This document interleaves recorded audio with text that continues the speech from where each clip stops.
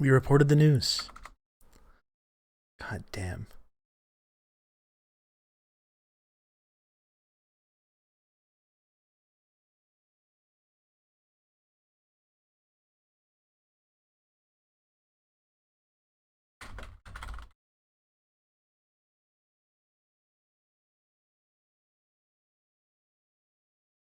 We reported the news.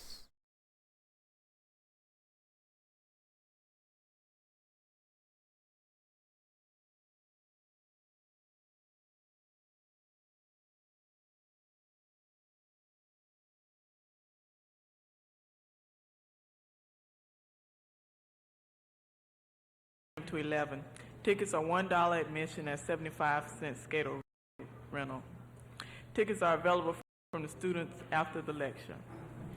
And the National Association of Black Social Workers, Athens chapter, invites you to attend their contribution to the observance of Black History Month. It is scheduled for Wednesday, February 7th, 7:30 p.m. at the Central Athens Community Center. The theme is Perspectives of Black History.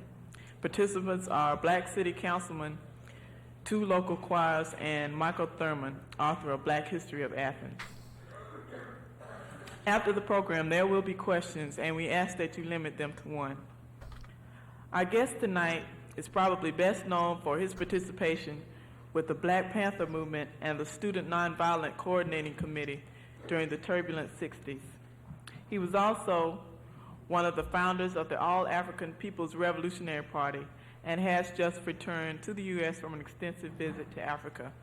Without further delay, I'd like to present to you Mr. Stokely Carmichael.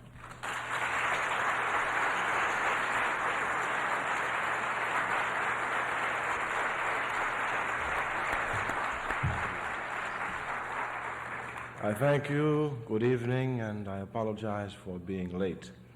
As a revolutionary, we should try never to be late. But I think it was Mr. Hemingway who said, even the best laid plans of mice and men do oftentimes go astray. All the need for more serious planning. We want to speak to you this evening about revolution. Great fit. And we want to speak to you this evening about the necessity of students understanding their crucial role in revolution. Let it be properly understood that when we talk of revolution, of course, we mean bloodshed. Either one is nonviolent and one's blood is shed, or one retaliates and shed the blood of those who's trying to shed one blood. That is to say, either you be like Dr. Martin Luther King or Jesus Christ, you're willing to have your blood shed, or you be like Lenin, or you be like Mao, or you be like Fidel, or you be like Kim Il-sung, or you be like Sekou Ture, you shed the blood of those who are trying to kill you. But let it be understood that I'm a reasonable man, even though the American press tries to make it appear that not a reasonable man, a very reasonable man.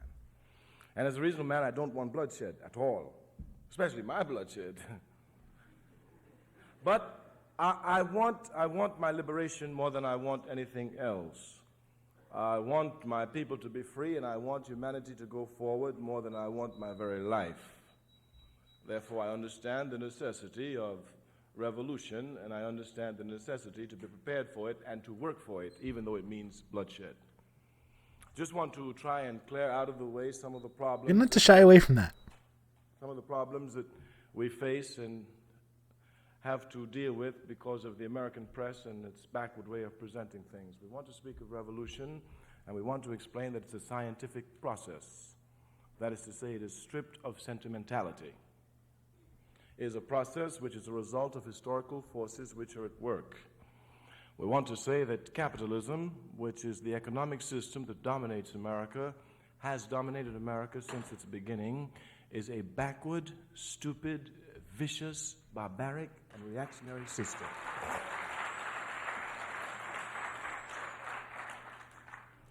And we want to further say that this system is going to fall, and that those of us who are conscious are working as hard as we can to bring it down, recognizing the quicker we bring it down, the quicker we will free humanity and allow civilization to go forward. Now, of course, we understand the task that's before us. We come to the University of Georgia at Athens. We come to a university that's very old. We come to a university whose purpose it is to inculcate in the students who come here a love of capitalist values and to have these students manifest capitalist values, whether they are conscious or unconscious of it. Everything in life has a reason, everything. Whether we are aware of the reason or not, there is a reason for it. You may ask some of your colleagues on this college campus, why did they come to the university? They may say, I don't know. And probably, as honestly as they themselves can answer, they may not really know why they're here. But even if they do not know why they're here, you can never assume that there is not a reason which impelled them to be here. Everything under the face of the sun, every action has a reason for it, even if we are not aware of the reason, or even if we are unconsciously aware of the reason or wrongly aware of the reason. Each and every act has a reason. My reason for coming before you this evening is to find among the Africans, before we begin again, you see, I have to waste so much time because of this press. Now, I'm concerned about Africans. I'm concerned about black people. Now, many people say to me, when they see me, they say, Mr. Carmichael, incidentally, my name has been changed to Kwame Ture. They can say, Kwame Ture, we understand that you are just concerned about making black people better. And I say, yes, in a way I am. They say, well, if that's the case, you are a racist. And I said, no, you are the racist. You see, Africans are part of humanity. They are an oppressed part of humanity. The people who like to pretend to take part in like moral panics over black identity extremism and all this bullshit, saying it's just as bad as white supremacy. Plenty of these folks over here on Twitch probably pay attention to this kind of stuff. Okay, this is important. One of the frustrating things about some of these arguments about this kind of shit that often take place on Twitch is that these arguments have been had and settled for literally decades. The scare on black nationalism. These arguments were settled decades ago by very serious and forward-thinking and intelligent people who have had these debates and have come to all these conclusions already years and years ago. So it's really annoying, I think, when we have the same kind of phenomenon appear, and you have these white leftists or pseudo-leftists taking this paternalistic stance and lecturing us about what it really is to be on the left and how to really be inclusive and progressive, and that there's no difference between black identity extremism or black nationalism and the Ku Klux Klan. It's a ridiculous thing to believe, and again, these are things that were debated and settled long ago.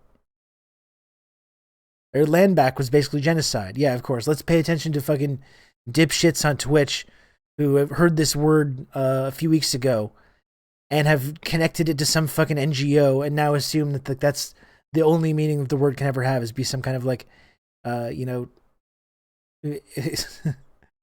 some NGO backed by some philanthropist or whatever. It's so clear that they've never even engaged with any of the arguments either. I mean, the same when it comes to the whole thing of authoritarianism and all this bullshit. I mean, this is all settled. All of this has been settled. Literally decades and sometimes centuries ago. Especially given that they've done no investigation. That's why we say, and our friend Mao said this, no investigation, no right to speak. That's another lesson that I think more people should try and learn.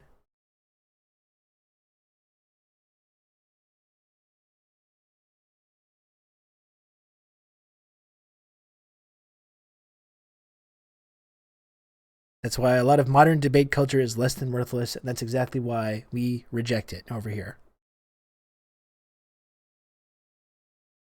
Blow it up. Reject the marketplace of ideas. If I benefit an oppressed part of humanity and free it, obviously I have benefited all of humanity, since humanity is indivisible. You understand it? So let there be no confusion. All right. I want to organize Africans. So my purpose is to find among the Africans in the audience the most conscious. By the word conscious, I don't mean to in any way equivocate it with intelligent, not at all, or even with one a holder of degrees. A conscious They man, boost the a volume, conscious let me see. woman is someone who recognizes Oh, yeah, I their can. responsibility to humanity. It's really That's low. all. And fulfills it, of course. Sorry about that. Of course. That is to say, a conscious man, a conscious student here, recognizing that there's poverty in the world, coming to the university to acquire knowledge, a conscious student would seek to acquire the knowledge that would help solve the problems of poverty in the world. That's a conscious student. Of course, the intelligent student might try to make as much money as he or she can. That's a stupid student, of course. Of course, of course. So my job is to try and get the most conscious, to let them see that they must begin now to take the first step to begin to help organize the masses of our people as we move forward for our liberation. On a lower level, those who are not conscious, and it's possible to understand why we're not conscious in this backward capitalist system, those of us who are not conscious, I come with the best of intentions to make them more conscious so they can know what really is their responsibility to life. Oh my God. I regrettably got into it with one of the Pat Stokes. He posted a Stokely Carmichael quote. And when I referred to him as Kwame Ture, he said, I never posted any Ture quotes. He didn't know it was the same person. I mean, definitely Kwame Ture was someone that would, I'm no doubt, agree with sanctimonious white communists in the year 2022 who are insisting that we need to wrap ourselves in the American flag and the Canadian flag in order to appeal to disaffected working class people. I'm sure that they would, of course, agree with that stance. They would be just thrilled, I think, to wrap themselves in the American flag and make this appeal to these different communities. As we all know. And then on the lowest level, that is, on the level of the most common denominator, I come to make everybody think. Now, to make people think in America is an extremely difficult job. It is. The difficulty arises from the fact that since we live in a capitalist system which seeks to exploit the people and therefore keep the people confused, the capitalist system makes the people think they're thinking when in fact they are not thinking. See, and it is extremely difficult to convince someone who thinks he's thinking that he's not thinking. I really like it. I've talked about this before, though, but I really like how he always returns to the motif of confusion. That's what Kwame ends up talking about whenever he talks about capitalism and imperialism and how we think we're thinking for ourselves, but it's confused us. We become confused. I think it's kind of a shorthand way of explaining a lot of contradictions in the way that people think in this system. It's a really easy way of kind of making us understand this concept of why people can have all these contradictory beliefs.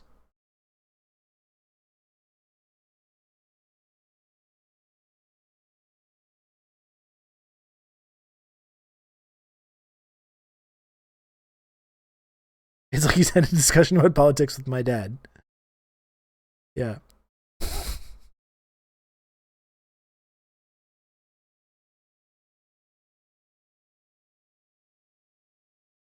Is it? But we must do it. It's our responsibility. Let me give you an example of how the American people think they think but don't think. If we took a poll of the American people and asked them what they thought about communism, would you agree with me that at least 90% of the people we ask in America would be against communism? 90%? And if we ask this 90% what is communism, would you agree with me that less than 0.2% can probably give us an intelligent, though not necessarily correct answer? Would you agree with me with this? Now let me ask you a question just between you and I. If you have an enemy, does it behoove you to know the enemy or not to know the enemy? That is to say, for example, if snakes are your enemy, does it behoove you to know at least what they look like or not to know what they look like? You understand the proposition carefully. So we want to prove that they think they're thinking, but they're not thinking. Listen to this. The man or woman who hates communism the most is the man or woman who knows the least about communism. And what is even tragic is that the man or woman who hates communism the most, that is to say, the man or woman who knows the least about communism, is the man or woman who wants to know the least about communism. That is to say, snakes are my enemies. They come to bite me, and I don't even want to know what they look like.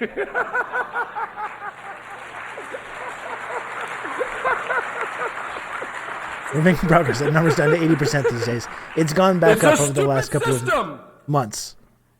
Because the system is based on exploitation, it confuses the people so that it uses the people for its further exploitation. Thus, the pigs who run the capitalist system come and yell, the communists are coming. The people grab the guns. Where? Panama. They go shoot. The communists are coming. Where? Santo Domingo. They grab guns. They go shoot. The communists are coming. Where? Vietnam. They grab guns. They go shoot. They don't know what the hell they're fighting and are not even concerned with finding out. That's a stupid system.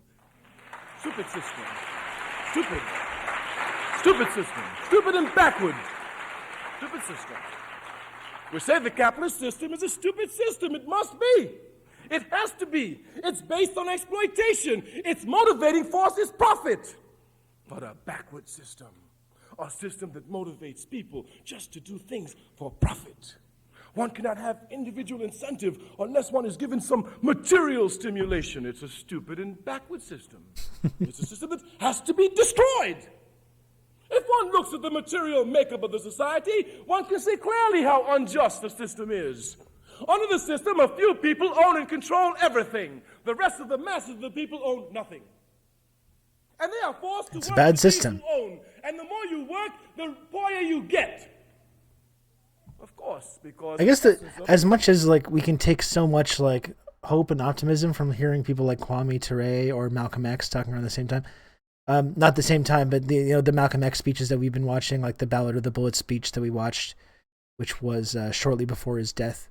But I guess the frustrating thing though is how relevant a lot of like what these words, how relevant they still are today, and how like. It's an incredible phenomenon when you see these old speeches that seem like they could be coming right now, but you realized how little has changed and about how people like Malcolm and like Kwame Ture and others were marginalized and were kind of cast aside and weren't taken seriously as intellectuals or as movement leaders, or were actively assassinated for their roles in this. And how relevant a lot of these words still are, and how it's like you can look at speeches from 79 or from the early 60s, and we had take so much inspiration about these people describing kind of current, very relevant current conditions, and realize just how like frustrating that is. I think that that these are the people that have traditionally been listened to the least. We have not progressed in terms of collective consciousness. No, we haven't. That's the sad thing. It's inspiring, but it's sad at in the same moment. Exploitation. It must be based on exploitation. I said, look at the stupidity. A quick glance at the system will show you how unjust it is. But the American capitalist system will have the people so confused, they're thinking, they don't even look properly at the capitalist system. Do you know that in this country, some people own all the coal that's to be found in the country? Now that's unjust. There's no question about it. In the first place, their labor didn't even put the coal there. So they can't say that it was through hard work. No, it wasn't through hard work. You got it. And your grandmama didn't give it to you because she she didn't bring none with her when she came here. You know what I'm talking about? As a matter of fact, she found it here. You understand? So I don't care who you bought it from, who you didn't buy it from. No one man, no group of men can own the coal in the country. The coal must belong to the people and be used for the benefit of the people. Clearly. It's a stupid system.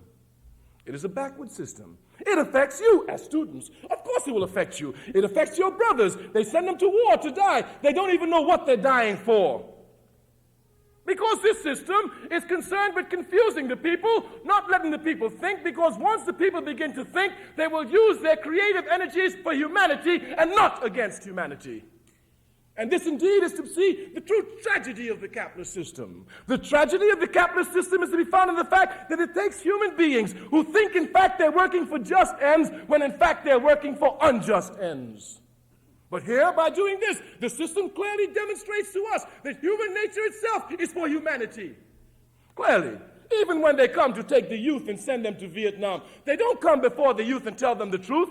We're going to rape the country. On the contrary, they lie to them. They tell them we're fighting for democracy.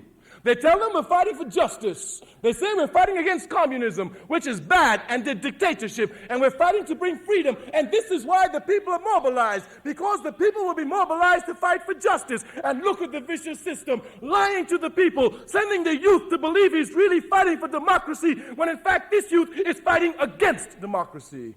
It's a backward and stupid system. It has to be overthrown. You may think it doesn't touch you. You may think it doesn't affect you. That's the job of the university here. It supports the values of capitalism. Its job is to put you to sleep. That's what it's to do. That's exactly what it's to do. Exactly what it's to do. Let me give you a demonstration. This is my first time I've been to this university. I don't know any of you personally. Maybe some of you I've seen somewhere. But knowing the capitalist system, knowing you as students, knowing the role occupied by students of the capitalist system, I can make a statement about you sitting here before me and be absolutely correct. I can say that at least 90% of the students at this university cheat.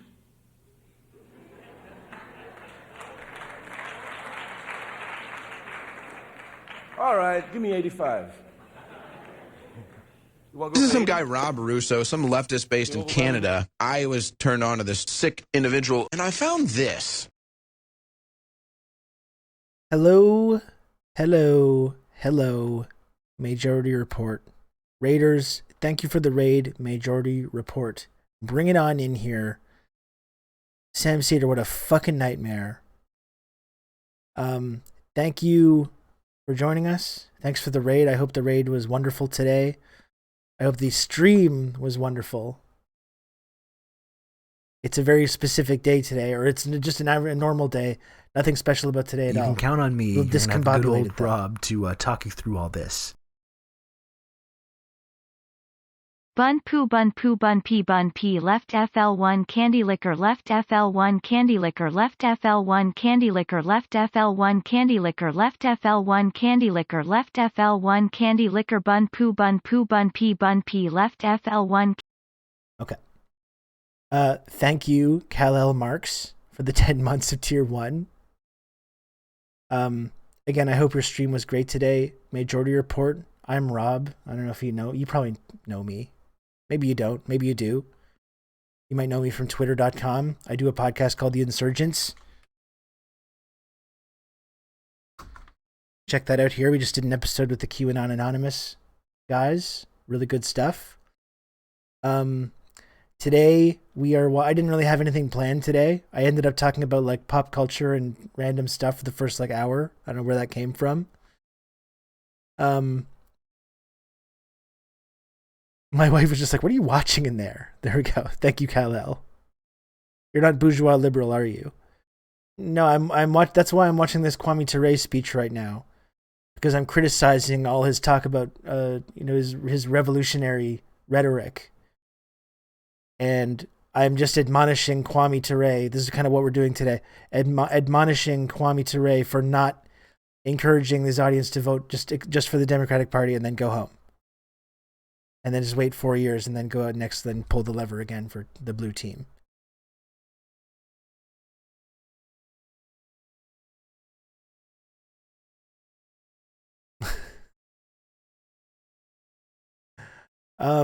So that's what we're doing today. I didn't really know what to do. You're saying vote Democrat. That's correct. Yeah, that's exactly what I'm saying. So we're just watching this Kwame Ture speech. Again, things can be pretty hopeless. Things can be pretty hopeless when you look around right now at the political landscape. Papa Smurf, how can you be subversive if you're pro-Democrat? I would sit down and have a long think about that, and maybe you'll figure it out. Really think about it, and then maybe you'll come to some kind of conclusion. I don't know, maybe you'll figure it out. I wish I could vote right now. Hell yeah, I'm always thinking about voting. So things can be pretty bleak, I think. And that's why in these moments I like to watch these speeches. You're going to have good old Rob to talk you through all this. Thanks for all you do, Rob. All the love and solidarity. Thank you, human person. Thank you for the 3 months. I really appreciate that. Thanks for all you do, human person. So yeah, in these moments though of confusion and these dark forces, oppressive vibes, constantly making us feel bad. In these moments, I think it's really good to look at Kwame Ture. We're watching this speech today. Kwame Ture, the University of Georgia, 1979. Really wonderful speech, recommended by community member Red Scary. So that's what we're doing today. Y'all smoking weed or what? LFG, what day is it? I don't know, April 20th? I don't know what's special about that day. I know nothing about this. I don't want anything to do with this. Any of this kind of commentary. I know nothing about it. Anyway, here's the speech. Thanks again, Majority Report, for the raid. If you're still around, Raiders, smash the follow button if you want to chat. Subscribe to the channel if you can. If you got a Prime sub or whatever, get the emotes. Join the community. Join the Discord server. Well, we do this kind of stuff often. Let's get back to Kwame Ture. Vote the follow button. That's right. Majority? Of course. I understand your nervous laughter, but you think about it. You think about it. Especially the African students. You think about it. Your people suffer. Your people suffer in South Africa, in Zimbabwe, in Egypt, in Algeria, in Trinidad, in Jamaica, in Guyana, in Mississippi, in Alabama, in New York, in California, in Georgia, in Atlanta, in Athens. You have the chance to come and help them. You have the chance to come and help them by acquiring knowledge which can be used for the benefit of the people to help serve humanity. What other great and most noble cause can there be? What other greater motivation? And rather than you acquire this knowledge which has been paid for with the blood of your people, you come here and you cheat. It's a vicious system. It's a stupid and backward system, and you cheat because you're motivated by the values of the system unconsciously. The system tells you that the smartest man is the man who does the least work and reaps the highest benefits. Thus, the students, yes, you seek to do the least work and get the highest grades, obviously. The system, through its ideological arena, one which you are not even aware of and one which the university doesn't even try to make you conscious of, having complete control of the ideological arena, the system decides how you move, when you move, where you move, and all the time you think you're doing it by yourself. Yes. If you were 10 years old in 1952, while you were 10 years old in 1952, some men had already planned that in 1963, when you were 18 years old, you would be with a gun in your hands on the battlefield of Vietnam. It's been planned, of course. The Vietnam War was planned in 1952. Of course it was. It wasn't planned overnight, even before then. But those who had to do the fighting didn't even know about the Vietnam, didn't know there was a place called Vietnam. It's a stupid system. It's a backwards system. Joe just needs 10 more senators. You have a responsibility to humanity. You cannot come here and walk into a place that says it gives knowledge which you know can neither be bought nor sold, even though they try to confuse you, because when you enter the school you got to pay. Well, you may get confused, but you know that knowledge can neither be bought nor sold. As students, you must know it. You can count on me and that good old Rob to talk you through all this. Truth? The truth belongs to all, and to each and every one. And each. Sean Meat, thank you for the gifted sub to Janet Snakehole. Thanks, Sean Meat. Imagine catching him in his early prime in a small underground Black Panther meeting, the energy and the rage and the inspiration. Yeah, it's really hard to imagine, isn't it? So here's the speech. I'm going to go for a few minutes and I'll be coming back. Here we go. Each and everyone is capable of seeing the truth. So powerful is the truth that you know that knowledge can neither be bought nor sold. As students, you must know it. No one can own knowledge. How can anyone own the truth? Okay. The truth belongs to all and to each and every one. And each and every one is capable of seeing the truth. So powerful is the truth that it can never be hid. It can never be crushed. And the truth will be found as the people rise up over and over again against all unjust system that seeks to suppress the truth. The truth can never be crushed. Never. Never. But since the truth cannot be crushed, knowledge cannot be crushed. We say knowledge can neither be bought nor sold. The capitalist system will confuse you.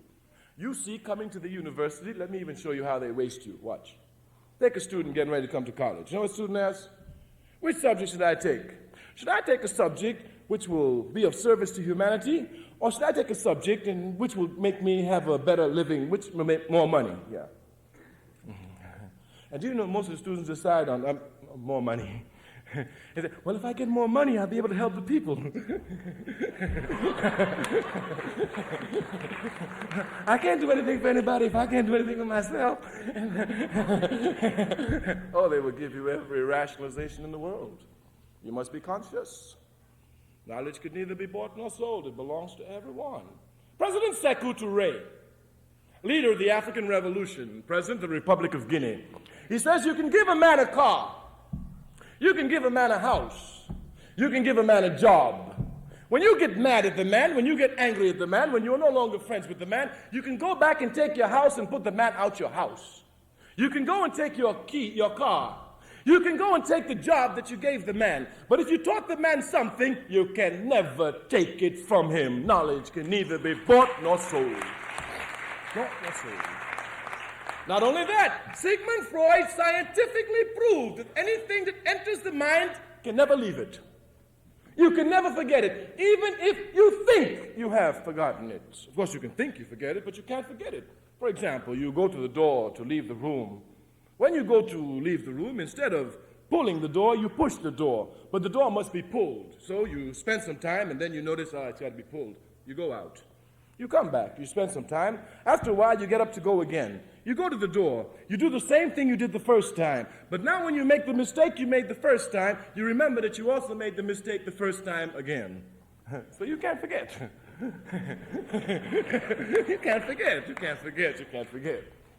The capitalist system is a vicious system.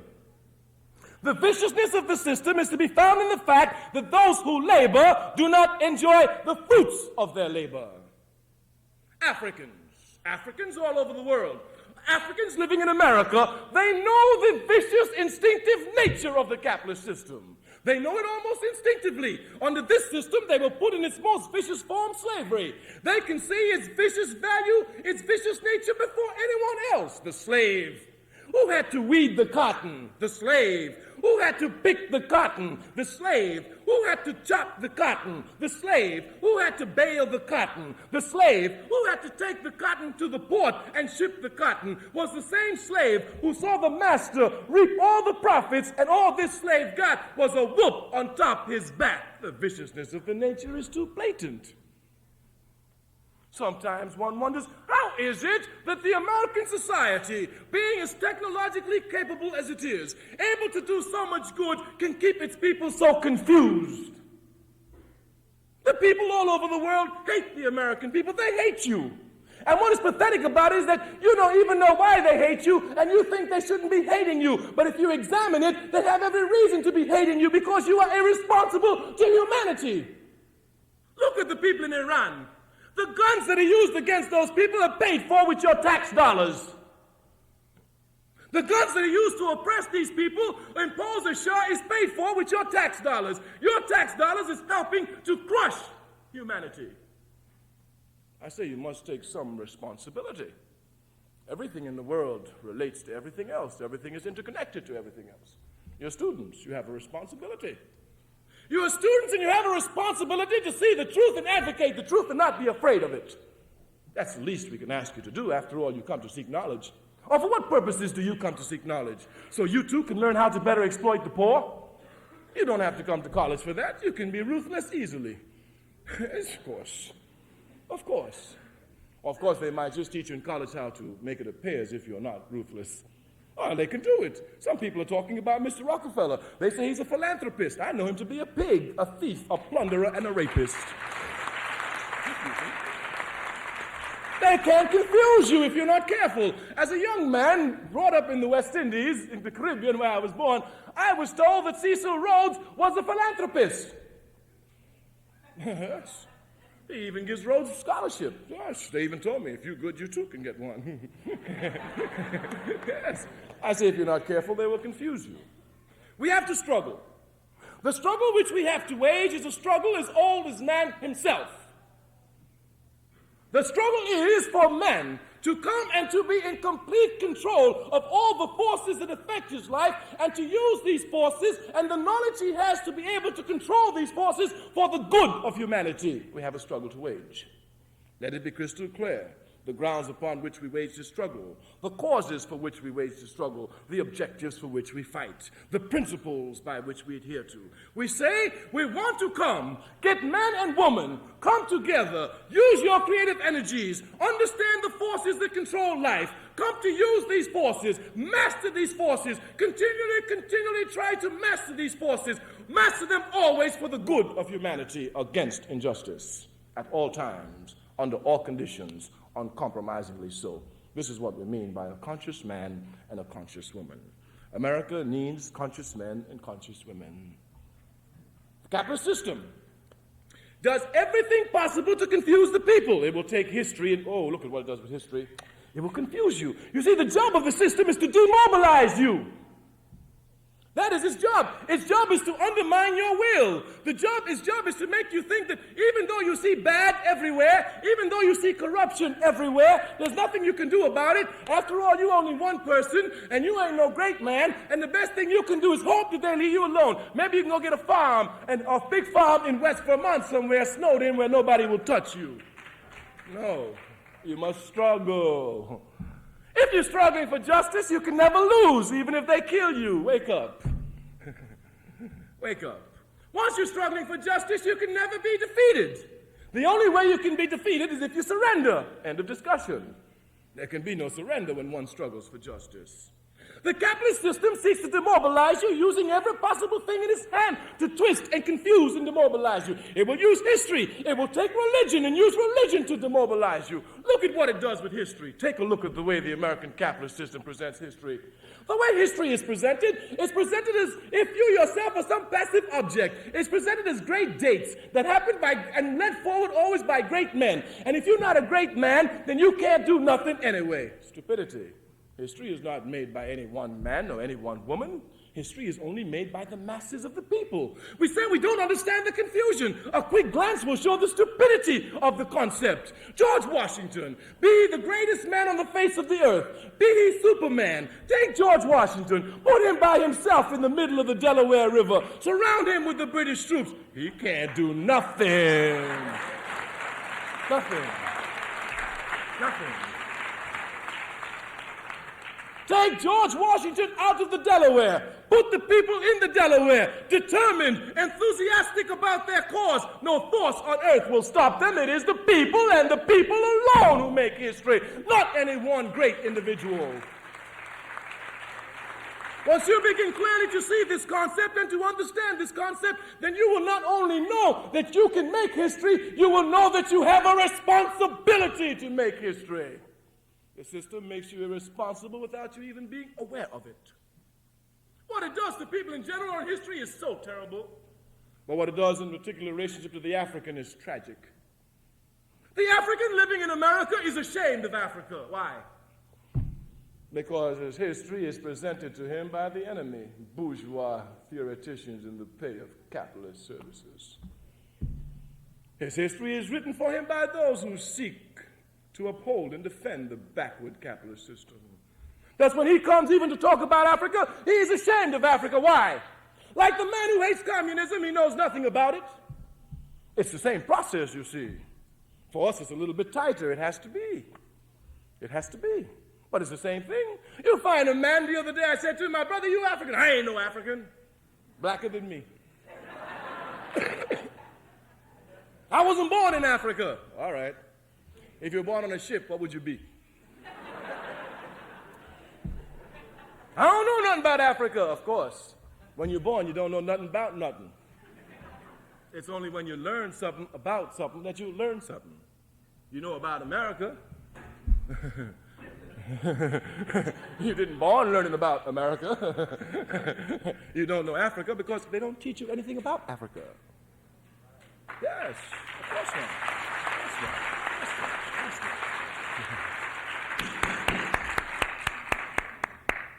But it's your responsibility to learn about Africa.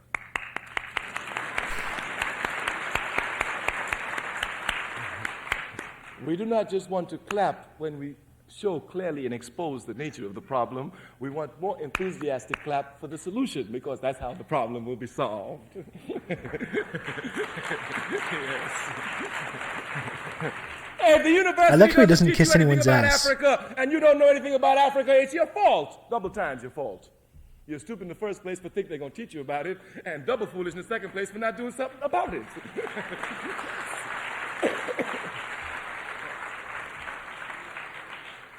This confusion has the African in America so confused that they don't even know where they are, who they are, or where their home is. Tragedy indeed.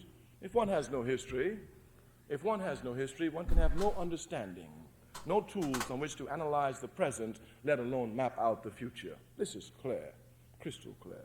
In order for a man, a woman to know precisely where they're going, they must have some understanding of that which came before them. If you don't know where you come from, you don't know where you're going. For example, what is the name of the main street in Athens? What is the name of the main street here?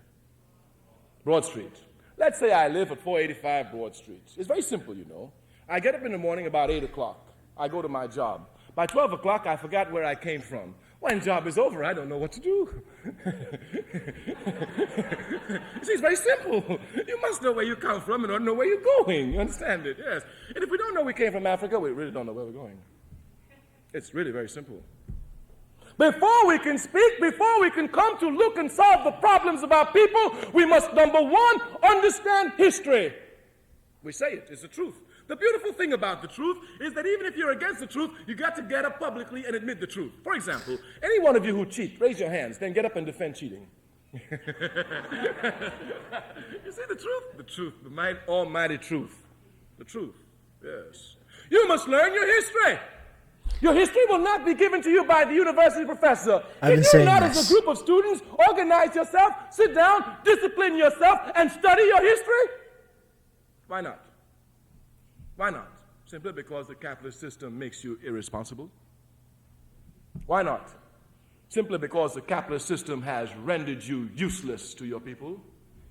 And if it has rendered you useless to your people, and your people are engaged in struggle, you are against your people. At best, you're making the people carry dead weight, and they got enough weight to carry. He's amazing. No wonder they hate him. And I think when I was talking about, Malcolm as a similar figure, looking at their old speeches and about how pertinent they are.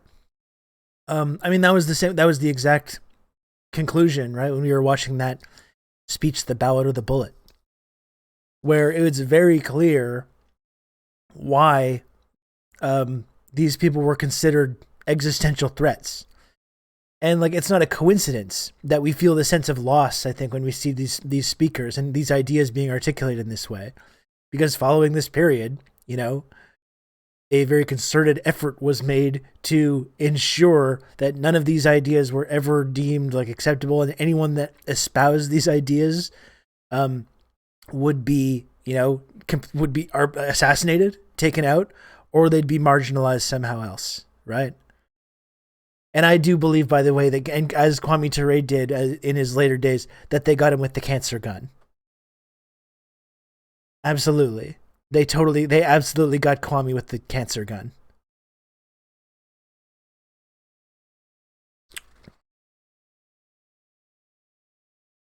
That's what I mean, It's depressing when we see these ideas being articulated in the 60s or 70s that are still so pertinent, 50, 60 years later.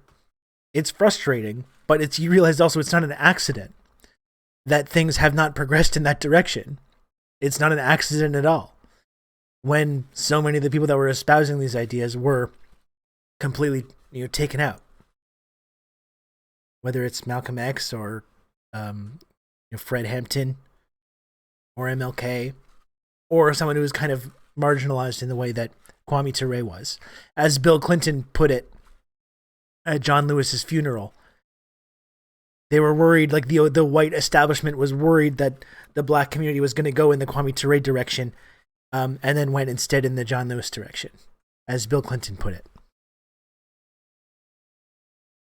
But it's certainly not a coincidence why this stuff still feels so relevant and pertinent to everything we're experiencing now, because they were articulating all these things, these very real phenomenon, as it was happening. And they saw exactly where that future was carrying us. And that's the exact reason why they were marginalized in the way that they were. Yeah, whoever asked why they don't make them like this anymore. That's right. It's like they do. But these people get killed. Like literally. It's still happening. Like all the Ferguson organizers and all that. Like now they don't let these people get to that point of like influence and prevalence. Now they identify potential Kwame Tures before they're able to become Kwame Tures, and they get them early. You know, they put them in the prison system, or they shoot them in the street with total impunity.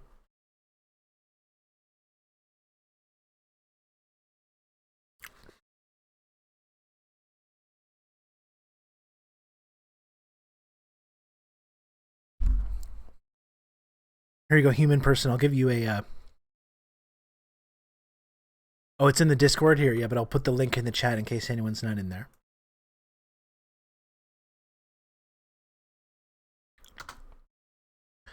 Let's continue. I'm sure they absolutely got Kwame with the cancer gun though. No doubt in my mind. You must study your history. You must be responsible. You are students and you don't even read. How stupid. I tell you, anything you get your hands on, read. I tell you, read. Instead of boogalooing so much, read. Instead of playing bizwiz so much, read. You might learn something. And the more you know, the better able you are to serve humanity. You must read.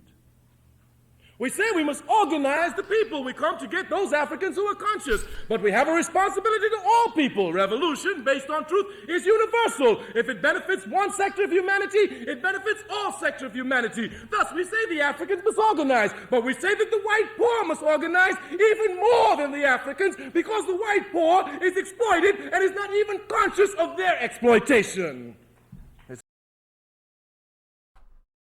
At Easter dinner with my folks, all three were fawning over Stacey Abrams, Kamala Harris, and Biden within 2 minutes. So it sounds like they fit in here, then. They must be getting their info from the Rob Rousseau show, because that's the kind of thing that we espouse over here as well.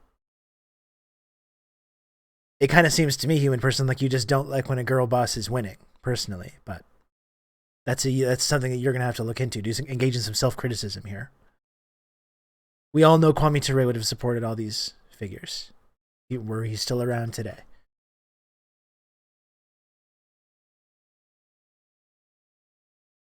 It's a vicious system. It is a vicious system. Thus, the white student sitting here has really a responsibility upon his or her back if, in fact, they are conscious human beings. The challenge, of course, is a great challenge, but life without a challenge wouldn't be life. My father used to tell me, son, the harder the battle, the sweeter the victory. I don't want any easy task in life. That doesn't benefit anything. I want to be tested to the limit of my capacities. And if it's for the benefit of humanity, test me. Test me. Test me. We must fight for socialism. My dad was going on and on about imperialist China and saying that America doesn't do imperialism anymore. Now, you don't know. I think I made some I think it's interesting. Like my parents are pretty I think interested in the kind of stuff that I have to say. They're all kind of like perplexed that I'm somehow randomly in this position of talking about this stuff all the time. And I think they're kind of like interested in my ideas. I was going on and on about realignment and the Cold War and talking about Russia and Ukraine and all the stuff that I talk about on the show. They're kind of into it.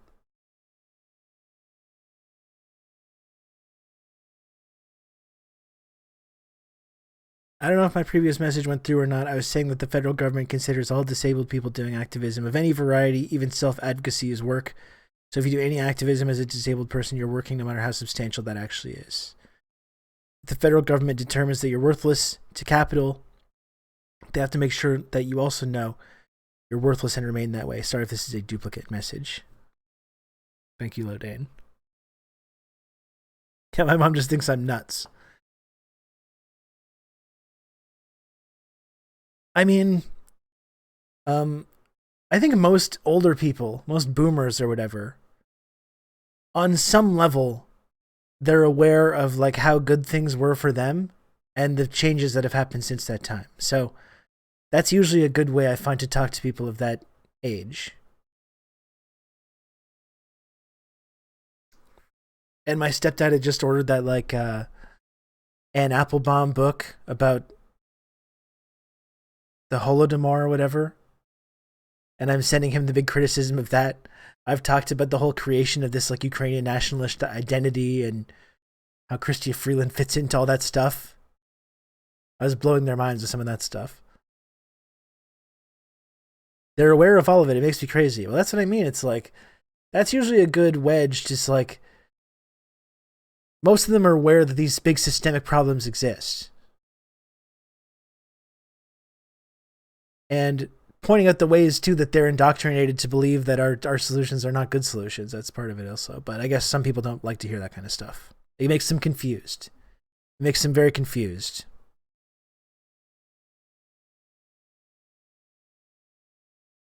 I think my dad is kind of into it, too. He doesn't say much in response, but he often says stuff like, huh, that's interesting. I think he was a lefty that just got bogged down trying to keep us all housed and alive. That's what capitalism does to you, doesn't it? That's what it does to you. It suppresses all that shit.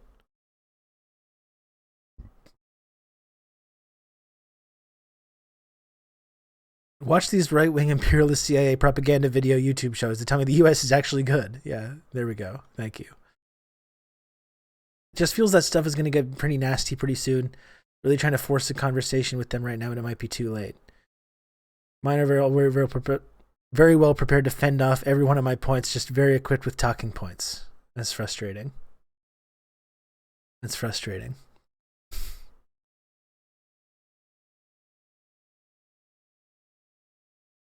And remember that we're just still at this sort of this realignment that's going on, this new Red Scare shit. I mean, we're still barely scratching the surface of how intense that's going to get. So probably everyone should be prepared for what that's going to look and feel like in your personal and professional life.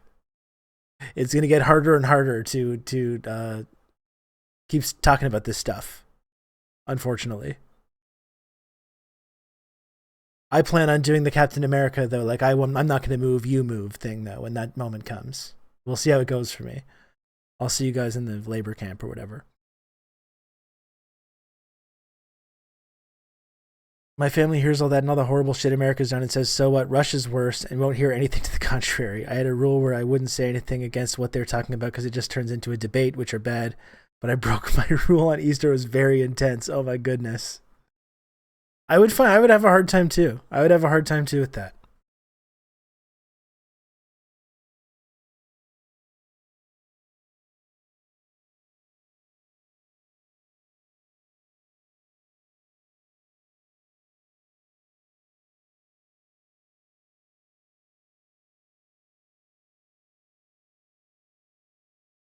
I made my mom turn Tucker off when it started yesterday, talking about libs of TikTok. I never do it, but couldn't stand that shit. Yeah, imagine after what we were the whole stream yesterday. It must have been even more tricky to watch that stuff.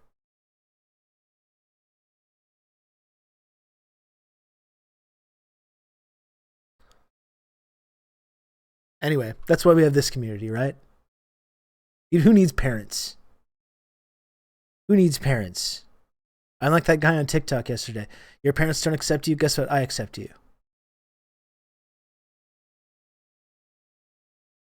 That's why this community is better than having a family. Really, when you think about it.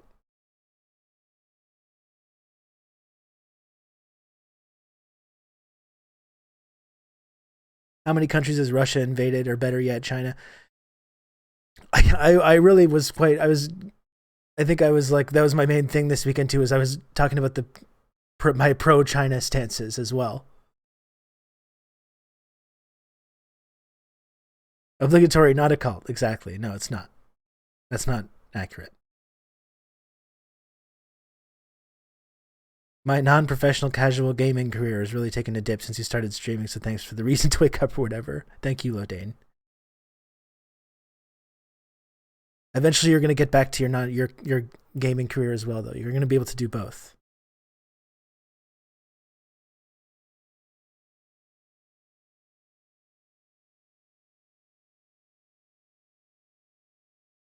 It's kind of funny because my mom started going through a political awakening kind of at the same time as I was getting into communism, so we were both getting enraged by the same things. And every time we saw each other, I'd start with, "Did you see this story?" Of course, she's not a radical, but it's still nice. Yeah, it's... My dad has always been into that kind of stuff, too. My dad's he's a little bit of a crank, you know? But he's the one that he helped me also. I think the first time I ever heard Parenti was in my dad's, like, shitty old van.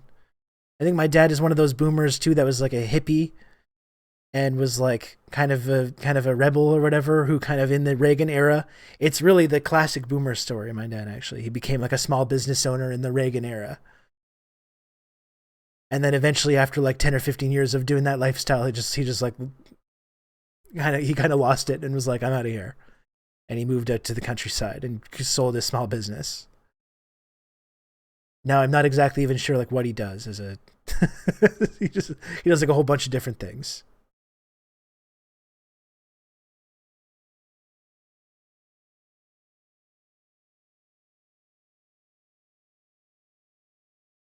I get minor panic attacks at times thinking about the multiple times the CPC has been made illegal or the McCarthyite purging of commies from their jobs.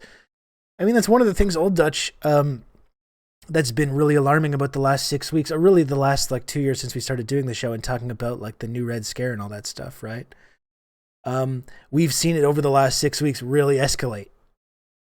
And you know, I don't think it's like a paranoid or anything to wonder if when things like banning left-wing parties, like what happened in Ukraine before the invasion and also more left-wing parties were banned afterwards, I think there's a quick step from liberals in the West being like, "Oh yeah, of course it's good that they're doing that. They're pro-Russian and they're helping overthrow the country or whatever. So of course it's a good thing to do that. They're under attack." It's a very short walk, I think, from that viewpoint to taking that and turning that inwards on your own society, right? It's kind of like the consent is being built for this kind of stuff to start happening here. And it won't yet, but like, especially if there's ever some kind of escalation or military thing or false flag, who knows what could happen. That's going to make it even harder. They're going to start really coming for these kind of things, like in our culture.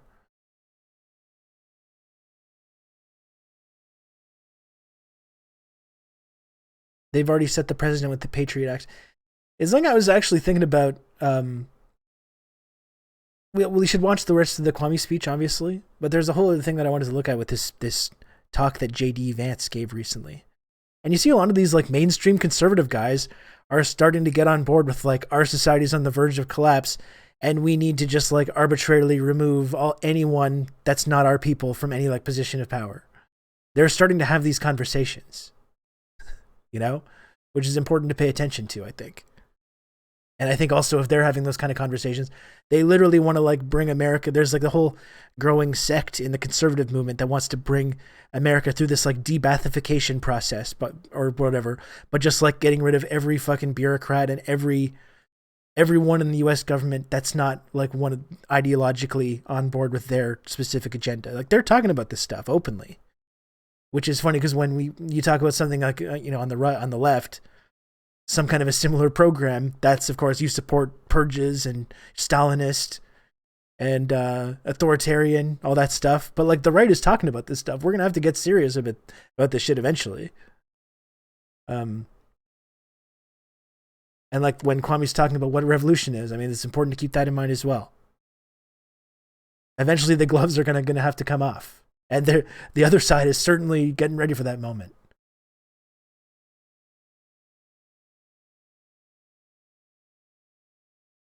Anyway, let's continue watching this. We can maybe talk about that some more. Know anything about it, let me tell you, just between you and I. See, one thing we have in common is me too, I was educated formerly in the United States of America. They're so great that when they destroy something for you, they make you think that you don't have to worry about destroying it. They tell you communism is bad, and they're so powerful and influential that you automatically think, yes, it's bad, and that's it. I mean, you don't even try to find out for yourself. Now, I know socialism. I know, they will confuse you. I know, I understand, yes. So, anyway, let me just put this back on. I'm going to go. I don't know if my basement door got closed, but let me just go close that, and I'll be right back. Is it possible? They will confuse you. You know what they will do? Look how tricky they are. I will tell you that socialism is the best economic system on the earth. I'll tell you that socialism is an economic system where there is no exploitation of one by the other. I will tell you that under socialism, the people own and control the means of production. Therefore, materially, once the people own and control the means of production, the profit motive is taken out of the system. Therefore, the only motive one can have now is service to humanity. I can also tell you that under socialism, you have a planned system. I can tell you that under socialism, you will get justice. Tomorrow, you can go to your professor. You can say, last night we heard Kwame Ture. And Kwame Ture told us that socialism is the best system in the world. He told us that under socialism there is no injustice. He told us that under socialism there is no exploitation of man by man. He told us that under socialism life would be better and everybody will be able to give their full creative potentials to humanity. Do you know what your professor will say? He or she, sounding very intelligent, will say, what Mr. Ture said is correct. That is to say that socialism will give you all of these things, but it's rather utopian. Now, when your professor tells you that socialism is utopian, you think your professor is talking about socialism. Not at all. Your professor is talking about the nature of man and woman. Your professor is talking about what he or she believes to be the nature of man or woman. And what he or she believes to be the nature of man and woman is that man can never live on the earth in justice. So what your professor is telling you, don't fight. Stop. You can't get there anyhow. Capitalism is the best of all possible evils. Let's live with it and do the best we can. It's a backward system. The system has to be overthrown. You must fight for socialism. We say the movement towards history follows an inevitable course.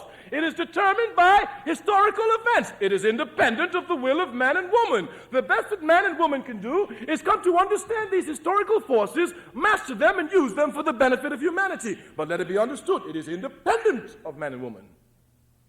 If you, for example, in 1966, before there was a rebellion in Atlanta, Georgia, go into the African community. My professor told me that under socialism, an individual is not free to pursue their passion. Wow. It's really always just projection, isn't it? It's really true. Do you all want to revolt? Do you all think all of you all should get together one night and throw some bricks and start burning down the town? Every one of them will tell you no. And at the time they tell you no, they are absolutely sincere. They're absolutely honest. There is no hatch of conspiracy in their mind. They really don't want it. But a policeman comes, shoots down a brother. It's one too many. Everybody jumps up at the same time, burn, shoot, kill. You understand? They had no control. They had to do it. It's the historical forces. Once it comes, you have only two alternatives. Either you with the people or you against the people. It's very simple. The historical forces of the world is sweeping the world towards socialism. This is clear. And every time American imperialism goes to struggle against the socialist forces, it's defeated. Yes, it was defeated in Korea. It was defeat. They didn't call it defeat, but it was defeat. Shakespeare said a rose by any name still smells the same. Yes. They were defeated in Vietnam. It was a defeat. Nixon lied. He said it was honorable peace. Even though he was defeated. Yeah, that's why they stopped fighting these conventional wars, though, because they couldn't stop losing. That's the kind of problem. That's the horrible thing about this era, is that we think about these big defeats in Korea or in Vietnam, which absolutely were defeats, and then meanwhile, while this shit is going on, you got Indonesia, you got Chile, Central and South America, all these different battlefields that were not these big, high profile, highly publicized seismic invasions and wars, but when they started going, beneath the surface and attacking these things from the fucking roots, and instead of invading militarily, which they still did sometimes, instead, of course, that's when they switched to fucking overthrowing and destabilizing, economically destabilizing, training states within states to overthrow the government if need be, privatization, rigging elections, black propaganda, funding death squads, because they couldn't, as Ture correctly points out, they couldn't win in these wars. You can't win a invasion, a colonialist invasion, right? Against the people that are that determined to ensure that they don't give up, as people in Korea were and as people in Vietnam were and elsewhere. So they have to win by cheating, right? That's how they did it since this time. You started to win by cheating.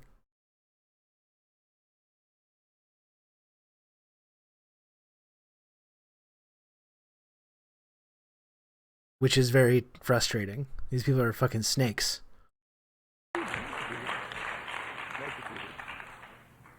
They have been recently defeated in Angola. They are being defeated in Iran. Everywhere the forces of American imperialism are being defeated, and they're being defeated before the onslaught of socialism. It behooves the American youth to understand what socialism is, since this country is going to call upon him to fight against it. It's for your benefit. My responsibility is to know the truth and tell you the truth. But if a nation is sufficiently weak like Grenada or Panama, the U.S. still sends its own army to crush it. Exactly. Socialism is the system that's coming. Socialism is a system that's based on no exploitation of one by the other, simply because under that system, the people own and control everything. Ain't no Rockefellers. Don't know one somebody own everything, and the man who really working own nothing. Finally, for the organization, let it be understood, we said that this organization must come, the Africans must organize, but we emphasize, especially here in Georgia, especially in the South, the white poor must be organized. The white poor must be organized. Conscious college students must begin to do proper political education amongst the white poor, showing them the roots of their exploitation, not talking to them about racism. Talk to them.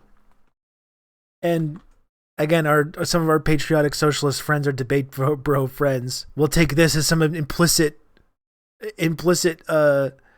green light to just be like using slurs. They think that's the only way when you talk to them. That's all that is. It means you can be like a bigot. That's the only way that you can ever appeal to these downtrodden, uneducated masses. When they say the white poor must be organized, that means we should never ever talk about racism or never ever talk about any of this stuff, any of these social justice issues. They don't want to hear about it. You have to be just as racist as they are, so you can relate to them. That's all. That's what these people take away from these kinds of moments. It's, pretty sick. White poor, showing them the roots of their exploitation, not talking to them about racism. Talk to them about the roots of their exploitation. Once they see and understand the capitalist system, they will understand racism. The white youth has the responsibility. You may let the responsibility go. It's your problem. And that's the thing. That's don't talk to them about racism, but talk to them about how racism is an inevitable byproduct of the same exploitative system that's entrapped them as well. It's not don't talk to them about racism, i.e. just like pretend that it doesn't exist. That's not the takeaway from that. That's not the takeaway from, I think, from that, kind of rhetoric. You have a life to live. Either you live it or somebody else lives it for you. When they called me to go to Vietnam, I told them they're crazy. Me? Go to Vietnam? You must be crazy. We'll put you in jail. Bring me all the books you can by Marx, Engels, Lenin, and Nkrumah, Che Guevara. Bring them. Go to... No, of course I can't go to... Why can I? Why? When I decide to kill, this is the highest law. Kill. I must make that decision. No one can make the decision for me. For whom I will kill? Never. Not even for how I will die. Me, I can die. But to take another man's life? This here is something different. This one is entirely, this is a conscious act. When you give me a gun and put a gun in my hand and tell me to go and kill someone, the only reason I will not find out who I'm killing or why I'm killing is if in fact I'm a mercenary, whether I know it or I don't know it, incidentally. White leftists be like, we must platform Nazis and say the N-word in order to relate to the white masses. What do you mean this will alienate everyone else? Yeah, it is true. Yeah. Trotskyist type shit. And what do you say? White poor doesn't mean the chuddiest whites you can find. There's just not a lot of revolutionary potential in most of them. Absolutely correct. Important also, Kwame is saying to white people, you have the responsibility to organize white people. Yeah. I really like generally how with these speeches, he doesn't kind of let anyone off the hook. He's not interested in kissing anyone's ass. He's like, no, you're not doing enough. What are you doing? You're at a speech? Good for you. Thank you. You're not doing enough. I really like that attitude. The point is to show that the capitalist hates the poor white almost as much as the African, and that once you show the poor white the true enemy, he will find his allies in the African. Yeah, absolutely. Absolutely, Bolden. Yeah, and then there's a big difference between what you're saying there and what someone like Kwame Ture would strive for. And this idea of like, oh, you have to, in order to communicate with these people, you have to like be racist to help them feel comfortable. I don't think that's the takeaway.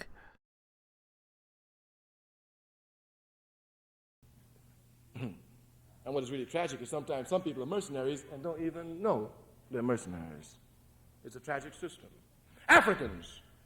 We who have a problem must come to analyze our problem. African students, those who are conscious, seeing that their people are oppressed, understand that there can be no other greater motivating force than to fight for the liberation of the people. Obviously, an intelligent man, a conscious man, even a stupid man must know that until one is free, one cannot appreciate life.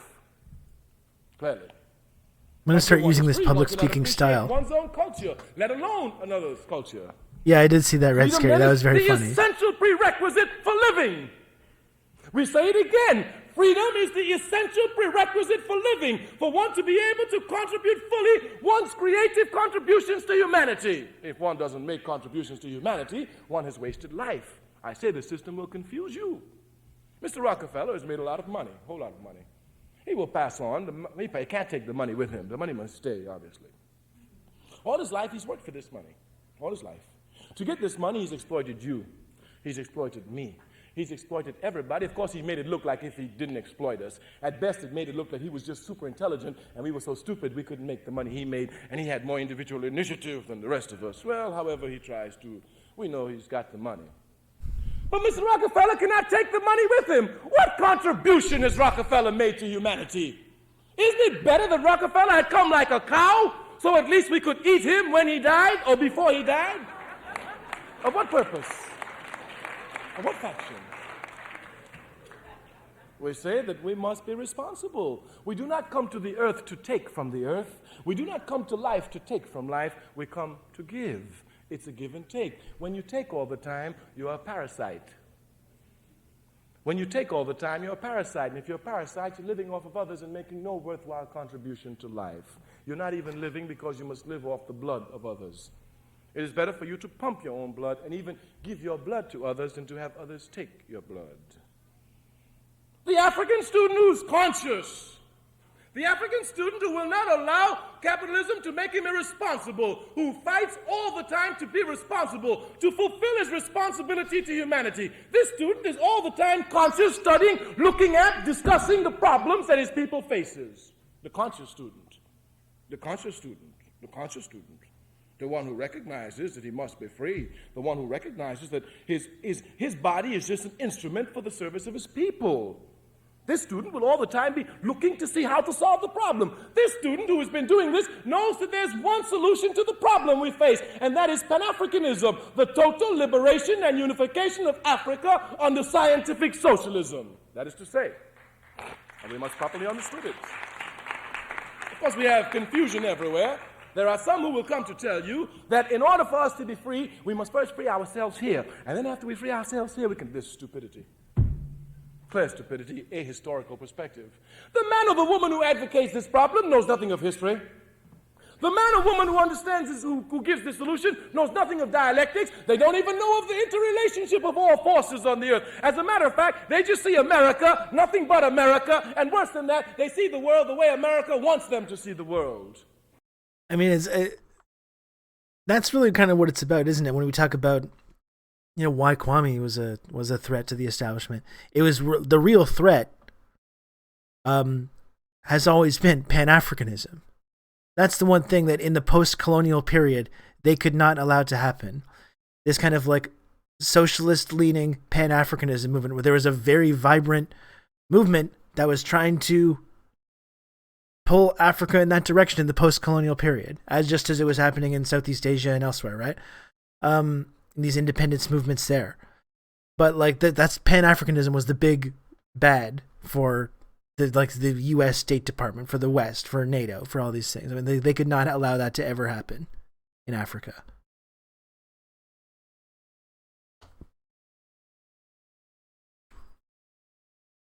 And so much effort was put into, like, both economic and military imperialism was put into ensuring that outcome just would never, ever happen. It can be lightly said. It can be lightly said. We don't want to be accused of being called racist. It can be lightly said that the wealth and labor of Africa built America and Europe and keeps it sustained to this day. It can be lightly said. Any intelligent man, not even a conscious one now, an intelligent man can simply see that since this wealth and labor is what keeps this up, until this wealth and labor is used for this, this will never go anywhere. That is to say, until Africa is free, we can never be free. Until your home is free, you can never be free. Our problem is we don't know where home is, of course. You know what? In our lifetimes, I'm just going to say it. In our lifetimes, we are going to see Africa become a global superpower. Rightfully. It's going to assume its rightful place as a global superpower. We will see this in our lifetimes. And we'll be able to look out and smile from the ruins of our dying empire, our dying, collapsing empire. We'll be able to take that little bit of satisfaction. At the very least, we've lived to see these new global powers emerge. These new hegemons. Thanks in part to the Belt and Road Initiative. That's true. That's also what's helped pulling Africa along that socialist path. You know, like I was saying, many efforts were made to ensure that Africa would never ever go down that road. That's exactly why they're freaking out about Belt and Road so much, because they know ultimately that's what's happening. Those seeds are getting planted again, and it's going to have really profound consequences, I think, over the next couple of decades.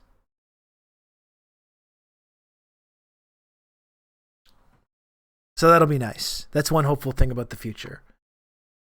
You know, maybe one day we will have our revolution here. You know, who knows?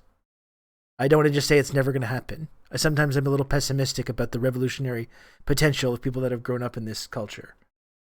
But this is something we will live to see. I believe it. I firmly believe this. We must understand when we come to struggle what we're struggling. We're struggling against the capitalist system. It's powerful. It's a powerful system. It operates on scientific laws. It knows no sentimentality. It pursues its objective with a stubbornness that will not shake, only be shaken by the will and the determination of the masses of the people. Let me show you what capitalism will do to you, how serious it is, because we may take it as a plaything. You are a child, 13 or 14 years old, 11 years old, even 10, 9.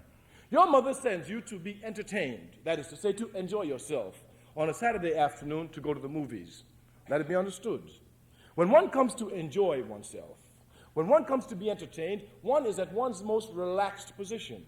It is in this relaxed position that propaganda can be easily pumped into the minds of the people. You see, it's all scientific. You just go and read even some of their bare laws on psychology, you will see it. You come to the movies, you're a child. You sit down, you pay your money, you come, you're eating popcorn, and while you're sitting there, they're pushing Tarzan into you, just pushing it. You walk out of the movies, you love Tarzan, you hate yourself, and you come back next week paying some more money to be entertained. The system knows what it's doing. The system knows exactly what it is doing. Just like it takes people's time and wastes their time on television. It shows nonsense just to waste your time. It'll show you sports. Keep you talking about the Super Bowl for 3 months. Bunk the Super Bowl, price is rising. You understand? They'll make you talk about nonsense for hours. Happy days. The hell with happy days. Ain't no food on the table. I still love sports ball. I do. They will do everything to confuse you. You have a responsibility. I admit. Those students who really want to know, especially African students, and solve the problems of the people, those who know that Pan-Africanism is the only solution, must be ready now to come and work for this solution. Those who don't know. That is to say that those who don't know, those African students who don't know what the solution is, it just means you're irresponsible. You don't even try to think about your people. Clearly. Of course, since you know your people are oppressed, at least you'll be thinking about the problem, at least. Or you can be so imbued with capitalist philosophy that you may surrender to unjust forces just because they seem to overwhelm you. Once you do that, you know nothing of the tradition of your people, and here you really need some history on the struggles of your people. That will suffice the problem quickly. A good shot in the arm of the struggles of your people, and you will understand it. We say you must come now to struggle. Those who do not know, if now they come to recognize their responsibility, they must begin to take steps to work for the people. If your people are oppressed, and you are not fighting to help free the people, by your very act of inactivity, you are against the people. If your people are oppressed, and you are not struggling to help free the people, by your very act of inactivity, you are against the people, totally against them. Therefore, we must come now to give our strengths and our energies to the people. How to do this? There's only one way to do it. Whether the correct way or the incorrect way, one thing is certain. Unless we are organized, there isn't anything we can do. Therefore, above all, we must be organized. Above all, we must be organized. Above all, we must be organized. Logic says it clearly. One man, one woman can't free the people. If one man, if one woman could have freed us, we would have been freed. So many movie stars out here, they'd have just freed us for the ego of it. If they didn't do it, I would have done it. And if I didn't do it, even you would help free us if you could, wouldn't you? Of course. Of course. Of course. No one man, no one woman can free the people. It'd be cool to be that guy that he was just talking to. People properly organized can free the people. Only the people properly organized can free the people. Look at our state of affairs. In South Africa, we're totally disorganized. In Zimbabwe, disorganization. In Egypt, disorganization. In Algeria, disorganization. In Senegal, disorganization. In Nigeria, disorganization. In Ghana, disorganization. In Gambia, disorganization. In Trinidad, disorganization. In Jamaica, disorganization. In Brazil, disorganization. In Suriname, disorganization. In Guyana, disorganization. In Mississippi, disorganization. In California, disorganization. In New York, disorganization. At this university, with the few that we have, disorganization. Everywhere.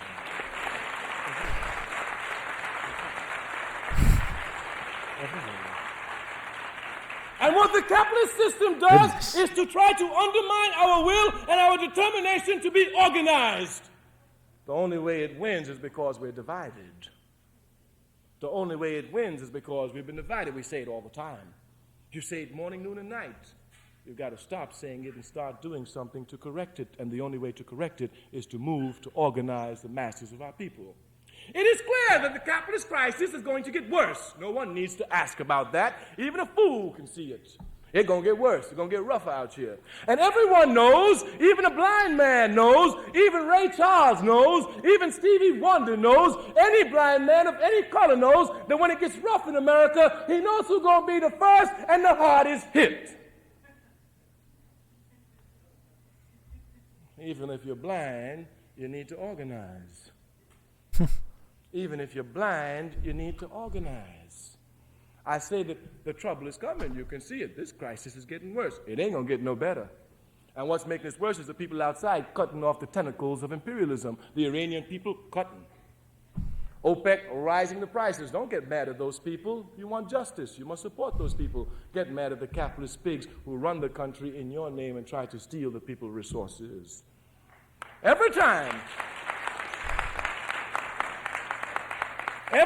the American system finds itself in an economic crisis, there is only one way to get out of it. W-A-R, war. Has some interesting, because of course capitalism. Interesting trends going on right now. Feel kind of pertinent to that kind of a message. We talked about it on the inaugural Scarynomics segment. The impending capitalist crisis, the impending recession. I wonder if that helps put certain other recent events into a little bit more context. I wonder. Is war. That's what it is. This time, when the American capitalist system goes into crisis, ain't nobody going nowhere. The war's going to be right here. The war's going to be right here. Or they may talk about getting up the draft again, but ain't nobody going to fight for them. Vietnam will come right back in their face. Ain't nobody going. And for the African community, we tell you, a brother try to go, we break his leg here before he moves. Oh yes, oh yes, oh yes, oh yes, oh yes, oh yes. The war must be waged here by the masses of the people against the capitalist pigs who seek continually to exploit the people just to heap profit and put it in their individual backward pockets. How can a country as America, rich as it is, technically powerful as it is, be able to say really and seriously that it cannot feed the people in the country?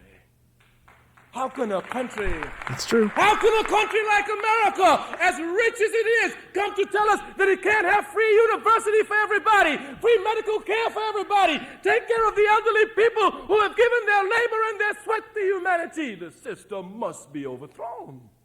It has to be overthrown. It has to be overthrown. Those African students who are conscious, those of you who want to do something for your people, in the back around you will find some brothers and sisters. They work for the All African People's Revolutionary Party. They are like you, students and workers. They may be perhaps unlike you, a little bit more conscious. That is to say, they recognize that they better get up and do something quick, fast now in a hurry to help organize the people. You will find them. They will talk to you and explain to you. Those who have time after this is over with the question and answer periods, we can stay and discuss it. Those of you who do not want to join the All African People's Revolutionary Party, those, the white youth here who think that, well, this man Carmichael talk nonsense. Well, even if you talk nonsense, one thing you can't Ture, one thing you can't disagree with is that this man telling you better organize and telling you better use your knowledge to serve humanity. You better use your knowledge to serve humanity. I tell you that because I know if you truly use your knowledge to serve humanity... What if we deliver huge profits for shareholders, though? I am of what I say. Aren't they human Africans, beings, too? You must come now and organize your people.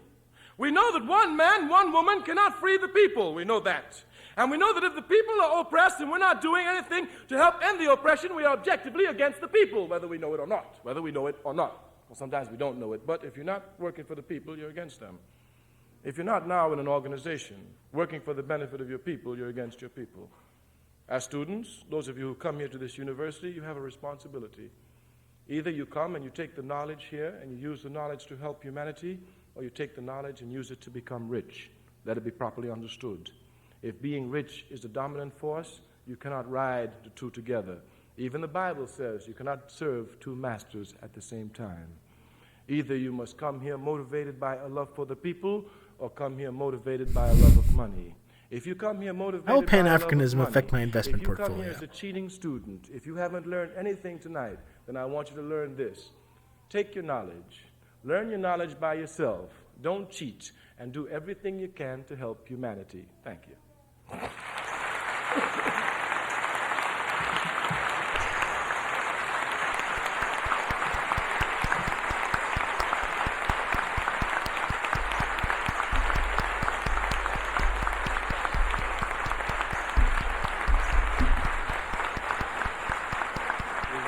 We can go into questions.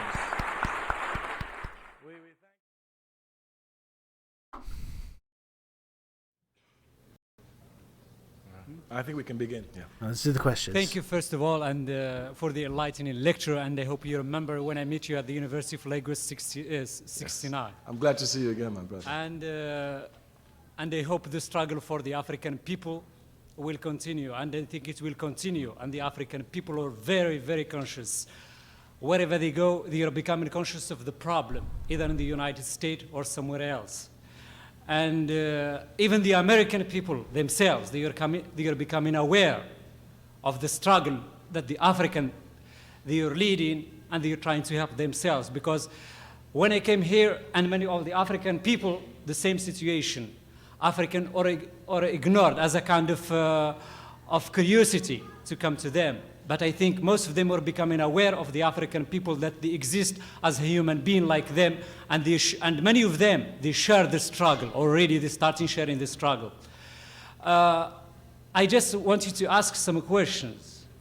Do you think, one question in fact, do you think socialism, Russian I mean here, or communism is fit for the African people, or the African people should create their own socialism or their own communism, something which is very congenial to their own culture, to their own ideology instead of importing another ideology, Russian, because personally, I do not believe that the Russian socialism or the Chinese communism is or fit for the African people. The African people have to produce, because the Russian socialism, it was for the This Russian is some guy, Rob people, Russo, some not for leftist the based in African Canada. people. Like I the was NATO. turned on to this sick individual, and I found this. Hey, thanks for the raid, theculture.tv. Welcome in here. Bring it on in. I appreciate the raid. Thank you. We're just watching Kwame Ture. Watching Kwame Ture at the University of Georgia in 1979. Really great speech. Just getting into the Q&A section.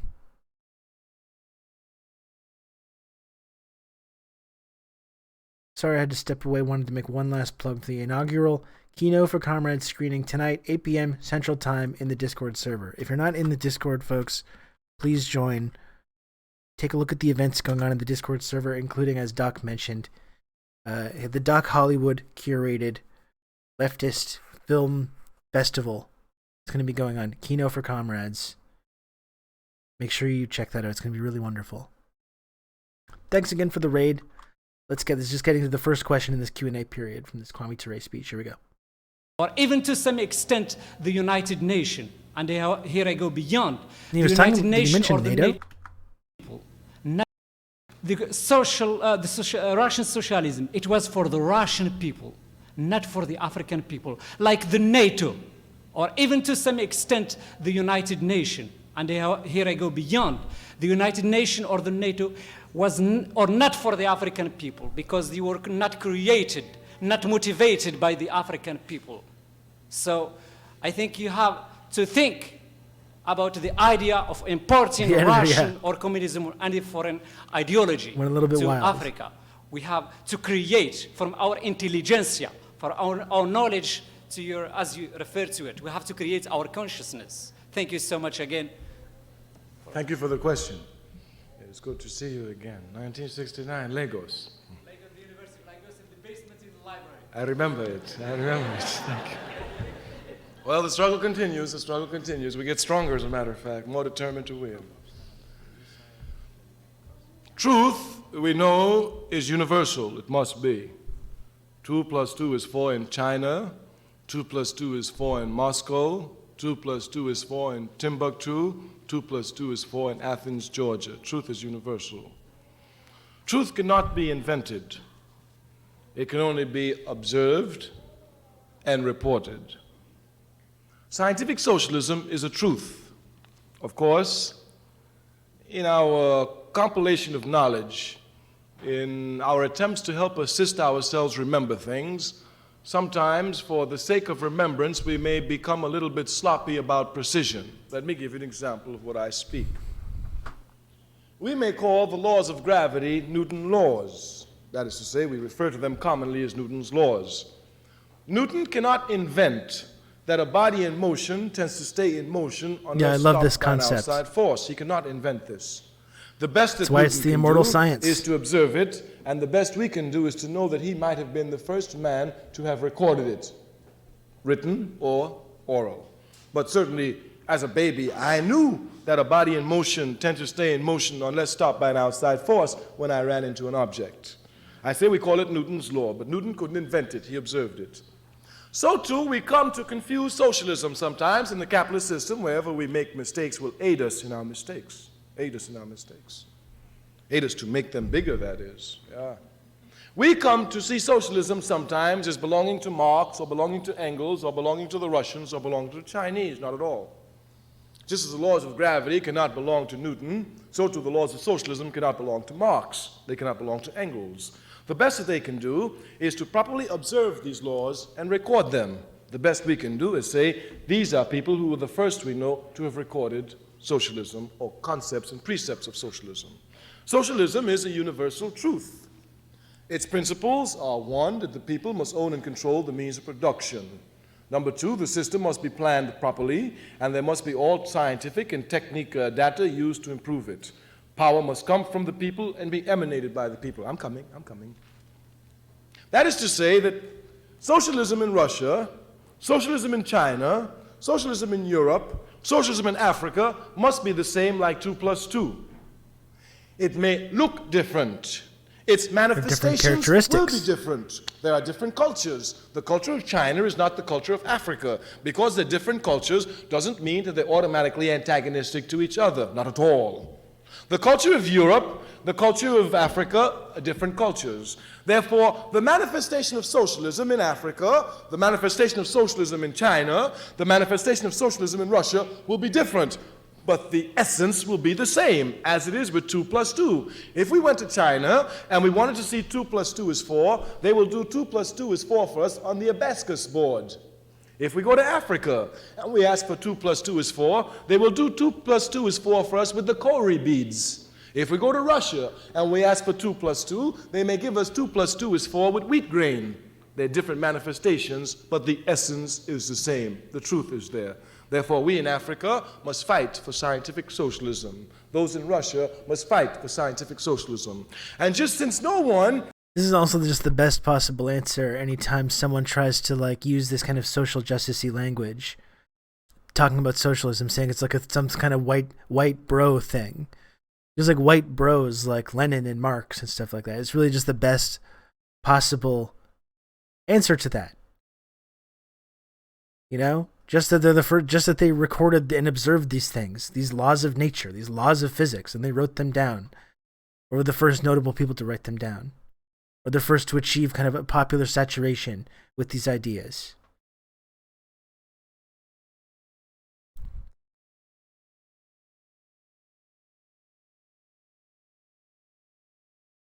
We'll be discussing scientific socialism in the Theory Book Club tomorrow in the Discord and in the coming weeks. We're reading Anarchism and Socialism this week and critique of the Gotha program next week. Wonderful. Wonderful. So many great events going on in the Discord community. Has a monopoly on socialism. It is not to be assumed that any one country will be the first to arrive at socialism. That one must be clear. And also, since no one has a monopoly on socialism, it cannot be assumed that if one country moves forward and makes mistakes and falls back and even seems to be revising its stand, that's no reason for us to be discouraged. On the contrary, we hold stronger to truth. That's an important message right now. Remember when the colonization, the French or the English came? Yes. The same thing, like just recently in Ethiopia. I think they say socialism, but the books of Lenin and Marxists are sold there. We don't need them.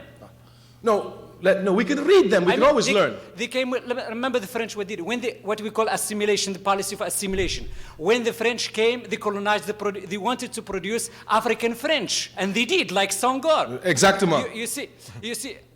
And in France, they have a white French representing French ambassador, Senegalese ambassador. But these people, when they came, if we bring Russia, they don't come just as socialism is associated with them. So as they come there, you have their flag, you have their books, I understand the problem. and their language. I understand the problem. I think, the problem here is not so much socialism as the objective, as much as our cultural integrity and the ideology.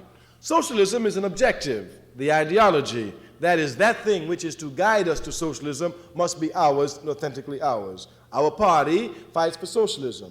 For example, the Chinese Communist Party, holding true to its principles, fights for socialism. The Chinese use Maoism as an ideology to get them to socialism in China. If I in Africa also use Maoism to get me, I'll be confused. I can only use the culture of Africa to arrive me at where I want to go. Therefore, my ideology is Nkrumahism, and here I'm correct. But this Nkrumahism is not at all in opposition to Marxism-Leninism, not at all, on the contrary. We take the universal truths of Marx and Lenin. We take the universal truths of Mao Zedong. We take the universal truths of Ho Chi Minh. We take the universal truths of the capitalist system, because truth can come out of the mouth of anyone, even the enemy. And these truths we take and we mold, but these truths are molded according to our culture, our understanding, and the level of production of our society. It's not imposed, and we cannot at all impose ideology. Never. Thank you. Great answer.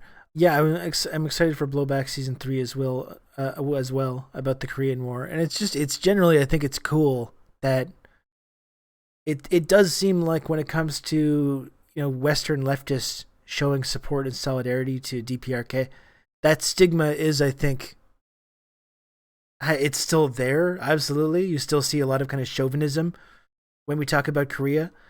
But at the very least, people taking the effort to understand what the Korean War was and who was involved and what happened, and at least understanding that context for why DPRK is, how it developed on that path and how it is today. I do feel like there's more people that are making that effort to make these connections, in spite of the fact that it has been kind of like, it's kind of outside of the realm of acceptable behavior on the left. Remember, like, you're allowed to show support and solidarity to Cuba, but to show support and solidarity to DPRK means that you're some crazy tanky or whatever they say. You know, it's ridiculous. But I think more and more this stigma is being kind of dropped. And I think people are making a lot more of an effort to understand what the Korean War was about.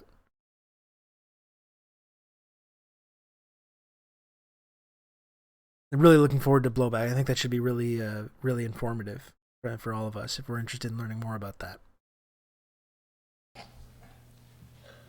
My name is Doug Teeper. I'm organizer of the Truth Demands Justice concern. I'm glad. And victim of the Kent State atrocities. Oh, excellent. And I'm also a candidate for student body government. I'd like your opinion is, can destruction of the system best come within or outside force? What do you mean outside? Do you mean, because I'm not sure, some people say, I want to get inside the system, then I'll help overturn it. But when they get inside, they look like all the others, and it do like all the others. So do you mean to get in the system, or do you mean I'm not sure, are you talking outside or inside, physically or ideologically? Real Southern accent alert. It's not working for me, actually. It can be physically, and there you can cause destruction within the system. Yes. Don't you believe that capitalism is a self-destructive system? It is. It is. That's right. Doesn't seem authentic to me. So can you not, if you obtain a position inside capitalism, can you not thus hurry the process? Yes, but you must hurry the process. What I say is that some people, if they're not careful, get into the process and automatically become contaminated with the process. As a matter of fact, the only safeguard against going into the system and messing with the system is when you have an ideology which is diametrically opposed to capitalism.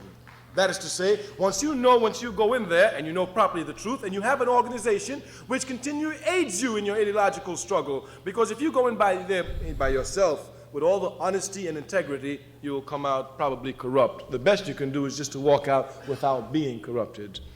Well, I congratulate you for your work as an organizer.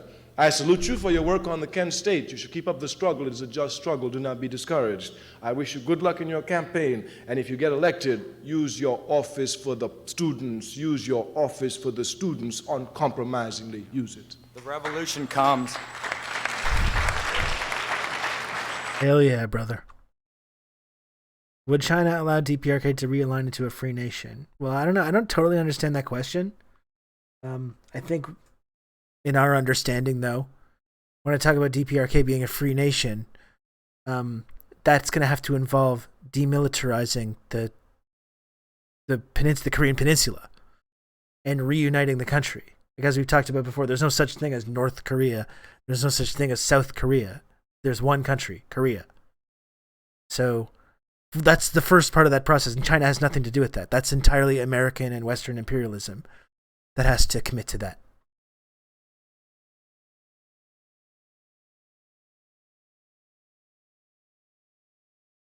You know?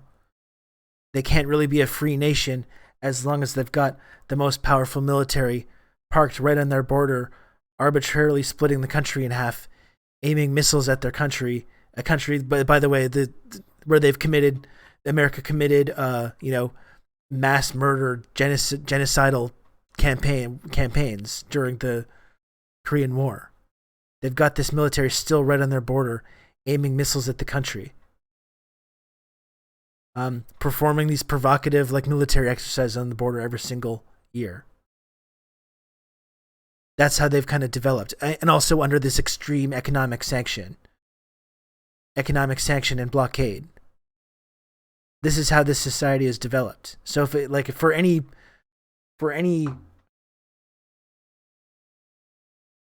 change in the way that that society is organized, that has to come from demilitarizing the peninsula and ending Western imperialism in that region. and ending the blockades and ending all the sanctions.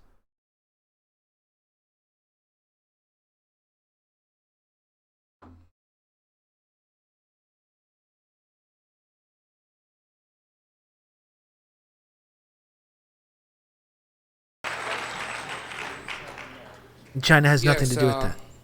I would like to ask you, do you believe in the Martin Luther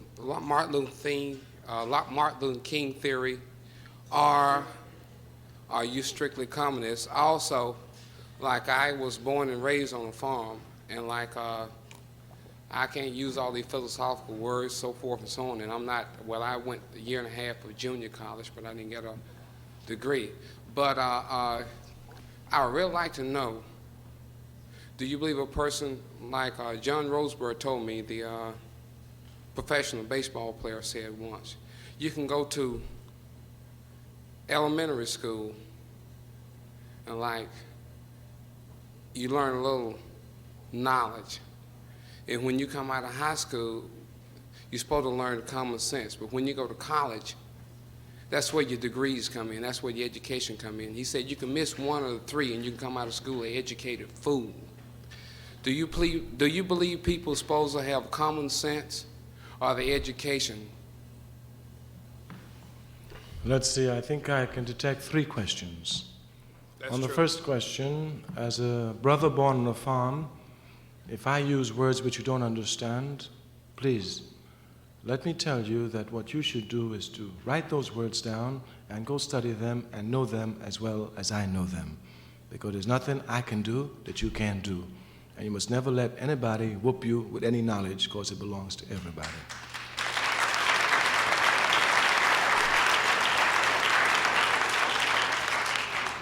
And as your brother, I urge you and encourage you to learn these words and to understand them, to know capitalism, to know communism, and to know socialism. I urge you to know them for yourself, not to take my word for it or anybody else's word for it, because they're forces that are fighting in the world over it. On your question about Dr. King, no conscious man, no conscious woman can have any principled disagreement with Dr. King. I, being a conscious man, striving every day to be more conscious than I was yesterday, can never have any principled disagreement with Dr. King. Dr. King was a man who demonstrated properly that above all the interests of the masses came first. He clearly demonstrated that the value of his life could never be questioned in terms of a relationship in regards to the people's interest. Myself, for me, this is the greatest good. This is the best life that a man can live. I, however, do disagree with Dr. King on certain tactical areas. Now, the confusion arises, again, when you make a mistake, you see the press will help to create and widen the diversions. The problem arises because Dr. King, while being a great man, while being a sincere man, while being a devout man, was a man who made some mistakes. The mistakes he made represent us because he fought for us. He came from us. He fought with us. Therefore, we have a responsibility to properly analyze the mistakes that Dr. King made so that we ourselves do not repeat these mistakes. The television press, the mass media, those who control the society today do not want this. As a matter of fact, they want to further confuse us. Let me show you how the confusion can arise. They can say, for example, Dr. Martin Luther King, and right out of Dr. Martin Luther King, next word coming out their mouth is nonviolence. So that when you talk about Dr. King, as a matter of fact, all you talk about is nonviolence. The very question which you raise is that when you say the Dr. Martin Luther King theory, I know what you mean to say, nonviolence. Dr. King's error was that he confused a tactic with a principle. Nonviolence is not a principle. It cannot be. It can only be a tactic. It is a means to achieve certain ends. Dr. King, because he was an honest man, because he was a sincere man, because he was a dedicated man, and because he had a history of theology, it was easy for him to confuse this tactic, nonviolence, and make it a principle. Once Dr. King made the confusion of making a tactic a principle, that is to make nonviolence, which is a tactic a principle, Dr. King now had to say, because he was an honest man, that the only way we can achieve our liberation is through nonviolence. What You he can now count did on was me. to say, You're going to have good old Rob to talk you through all this. Resubscribing to the best mustache owner in Canada. Thank you, Orb Lady. Thank you for the 7 months resub, and thank you for the nice comment about my mustache as well. I appreciate that. Okay, and we hit the sub goal. That's fun. Your shipmate. Take a little bit of time to learn about the Korean War and maybe try and read something about North Korea that doesn't come from Western media. That's your homework assignment for today, all right? That's your homework assignment. Learn a little bit, just even reading the Wikipedia about the Korean War. You can just give that a look and try and find some information about this country that doesn't come from Western media. That's your homework for today. And then you can come back and you can tell us what you've learned about this country.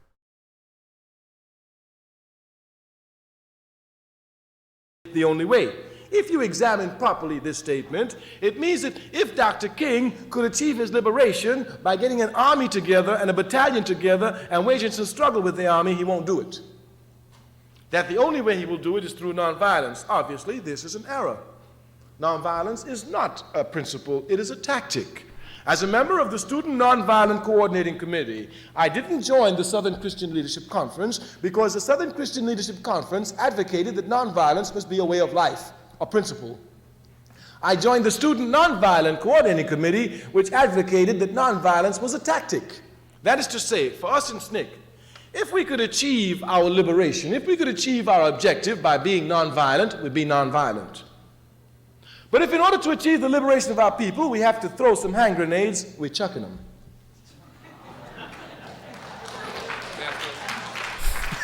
I hope you understood it. We have to throw some hand grenades, we're chucking them.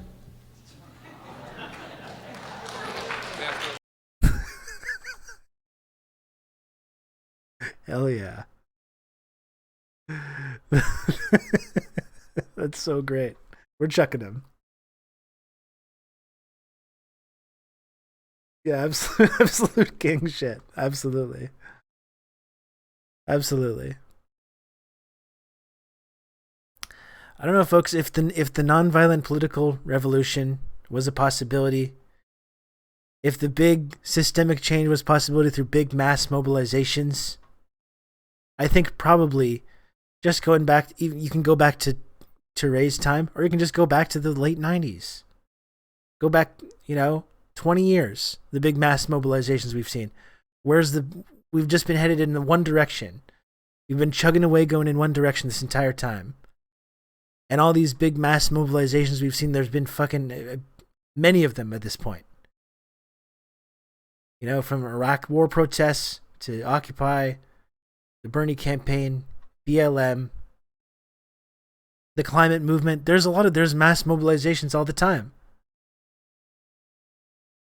What has that got us?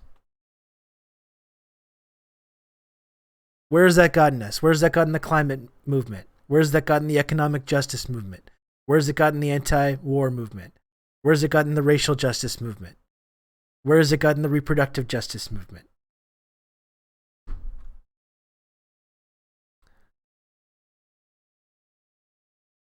Like Fidel says, it's the ruling class who sets the conditions for violence. We live in a horribly violent society.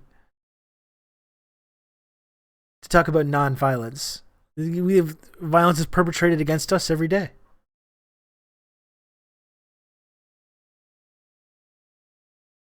It's perpetrated against marginalized people every single day. We're surrounded by violence 24/7.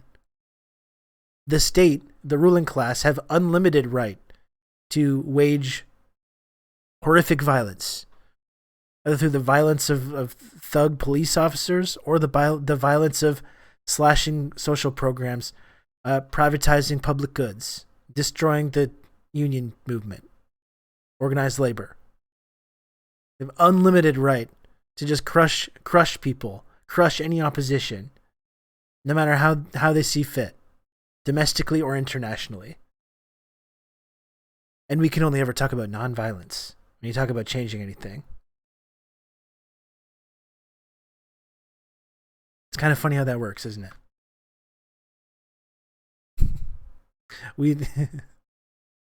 We're chucking them. I hope you understood it. That'll be the last question. We're chucking them. No question.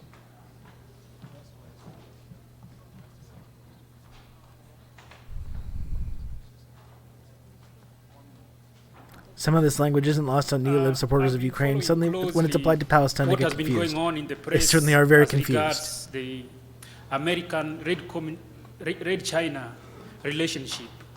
And I know that a lot of third world countries have been trying to emulate Chinese approach of socialism. And I'm not sure where this relationship between Red China and the US is going to, how this is going to change things, as far as the third world or developing countries are concerned. What do you think about this relationship? Is it going to this should be interesting. Help Chinese people in their drive towards socialism? The policies being directed by the leadership of China can in no way help the masses of the people of China. When the Chinese vice premier stands and tells us that America, China, and the so-called third world countries should join hands against the Soviet Union, he's a totally confused man. My biggest enemy is not the Soviet Union. My biggest enemy right now is Smith and Vorster and American imperialism. They had to do it, I will folks, not have him and they've come been and vindicated. confuse me, just like the I'm sorry to Americans say. can't tell me who my enemy is. He cannot tell me who my enemy is. He will not confuse me. My enemy is American imperialism. If he needs to join hands with America for Russia, that's his problem. That's his problem. But certainly he cannot sell out the interests of the millions of the Chinese people who struggle and suffer and move forward for socialism. It cannot be destroyed. Like, I completely get the skepticism of anyone around this period when these changes were happening in China. 100%. I think any of us in that situation would have been equally skeptical about this. What I've continued to say, over the course of doing the show, though, you kind of gotta hand it to them. When you see the results now that we're, 40 some years into the future. And we have this vantage point from being in the future and seeing the actual results of these decisions, you do kind of have to hand it to them, don't you?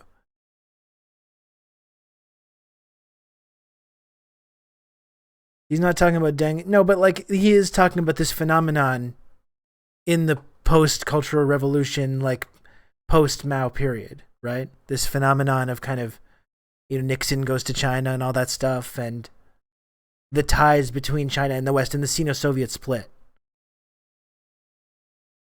Right? And like, yeah, I completely understand that level of skepticism, for sure.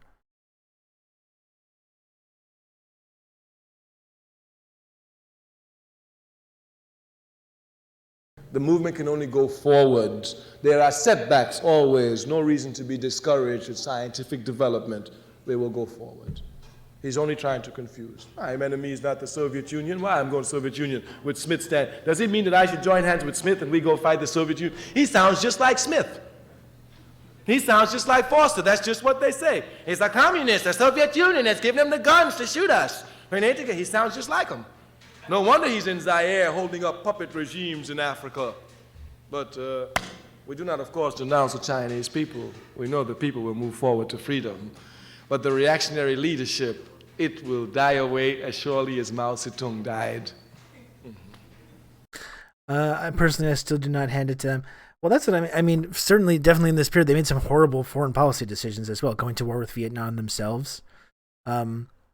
Absolutely.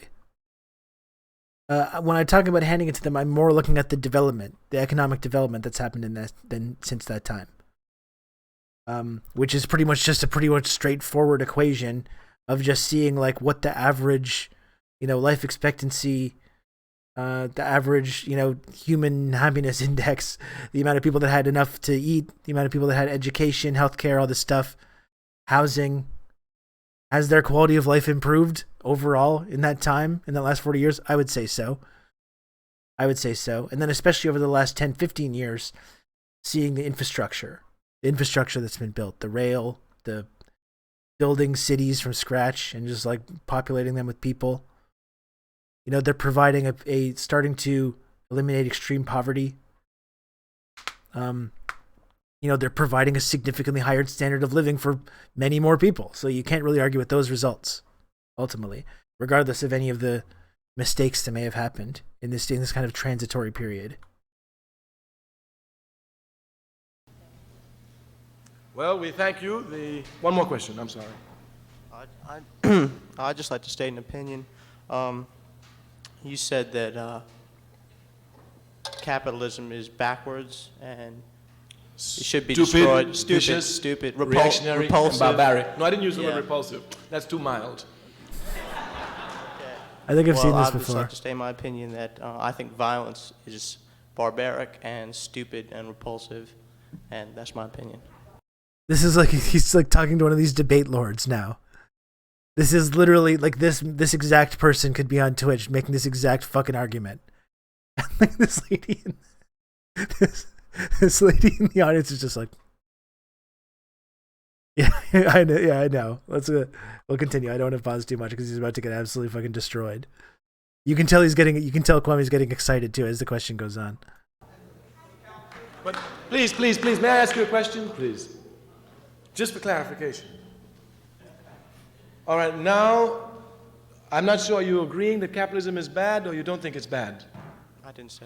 Huh? I didn't say anything about it. But what do you think about it? Capitalism? Yes. Thank you, Mr. Soktem, Wow. found the NDP member. Well, let me ask you this question. I live in a capitalist society. Okay, let me make it easier. Okay, yeah, please. Yeah. If you were a slave and I were your master, and the only way for you to be free was to strike your blow to kill me, what would you do?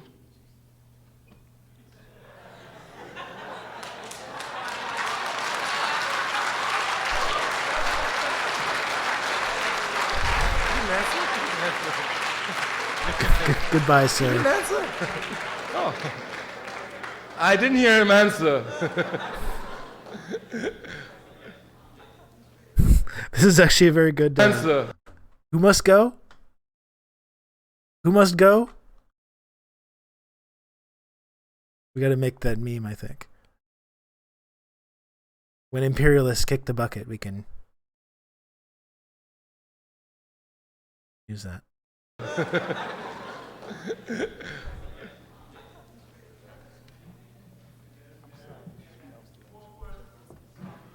He doesn't even know what he thinks about capitalism. That was very much a "you come at the king, you best not miss" moment. He choked under pressure. I must go. My liberal people need me. Yeah, and unlike a debate bro, at least he just leaves. Yeah.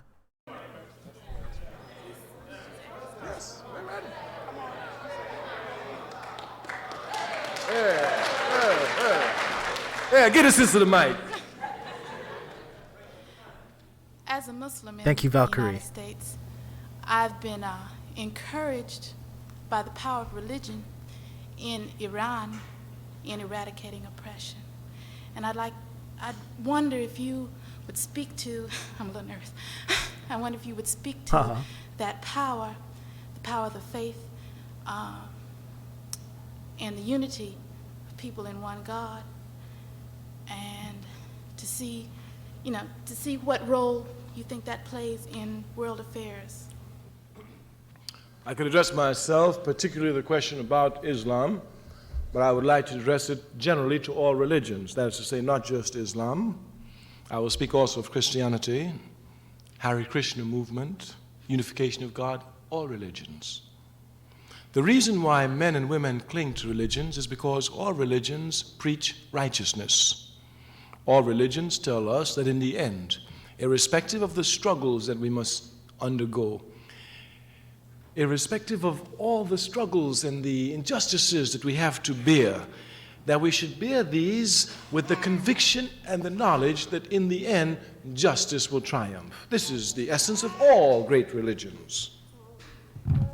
Of course, we know that principles live on. Unfortunately, it's the weakness and the failings of humanity that cannot make us properly grab the principles.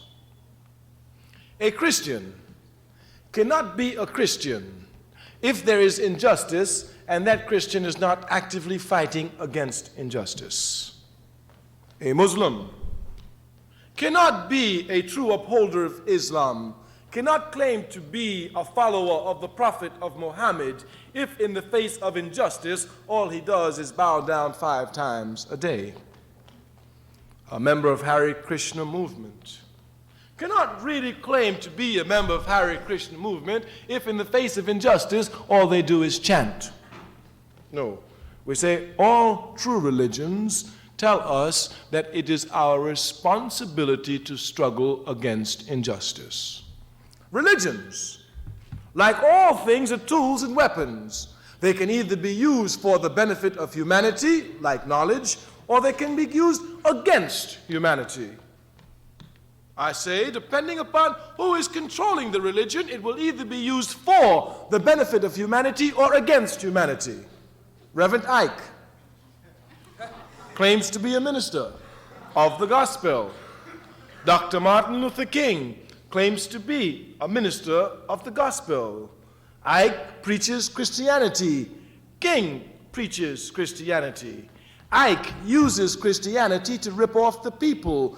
King uses Christianity to mobilize the people, put the people in the street, and make the people fight against injustice while singing hymns and chanting the name of the Lord.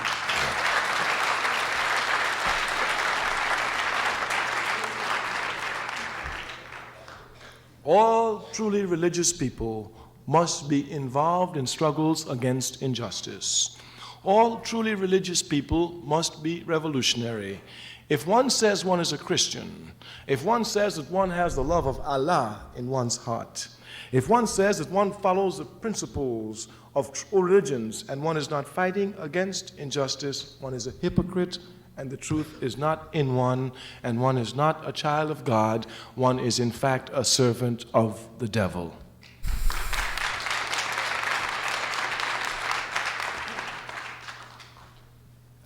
We can get him go. Last question.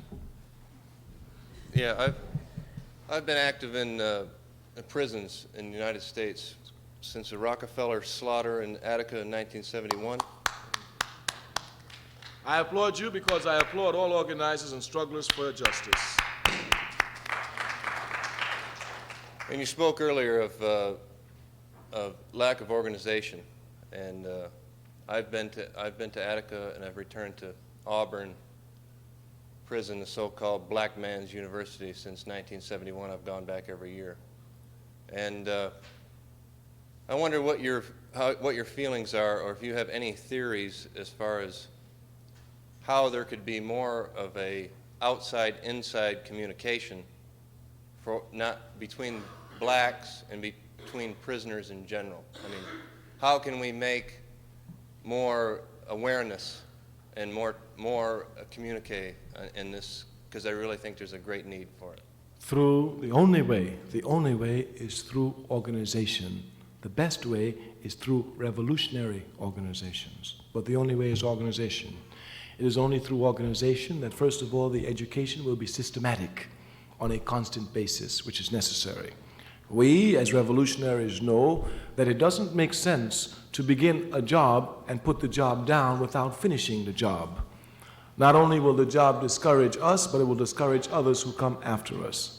Therefore, revolutionary organizations of parties which incorporate the prisoners inside the parties and do not make the prisoners a separate entity outside from the people. This is the only way. We wish to thank you, and again, if you disagree with me, I've got no problem. That's no problem.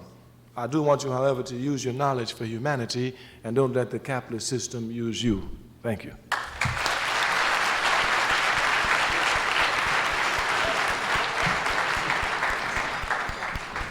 Those African students who are conscious, if you please just come on. Wonderful. Wonderful. That was really tremendous. He really doesn't miss. It's true. He really does not.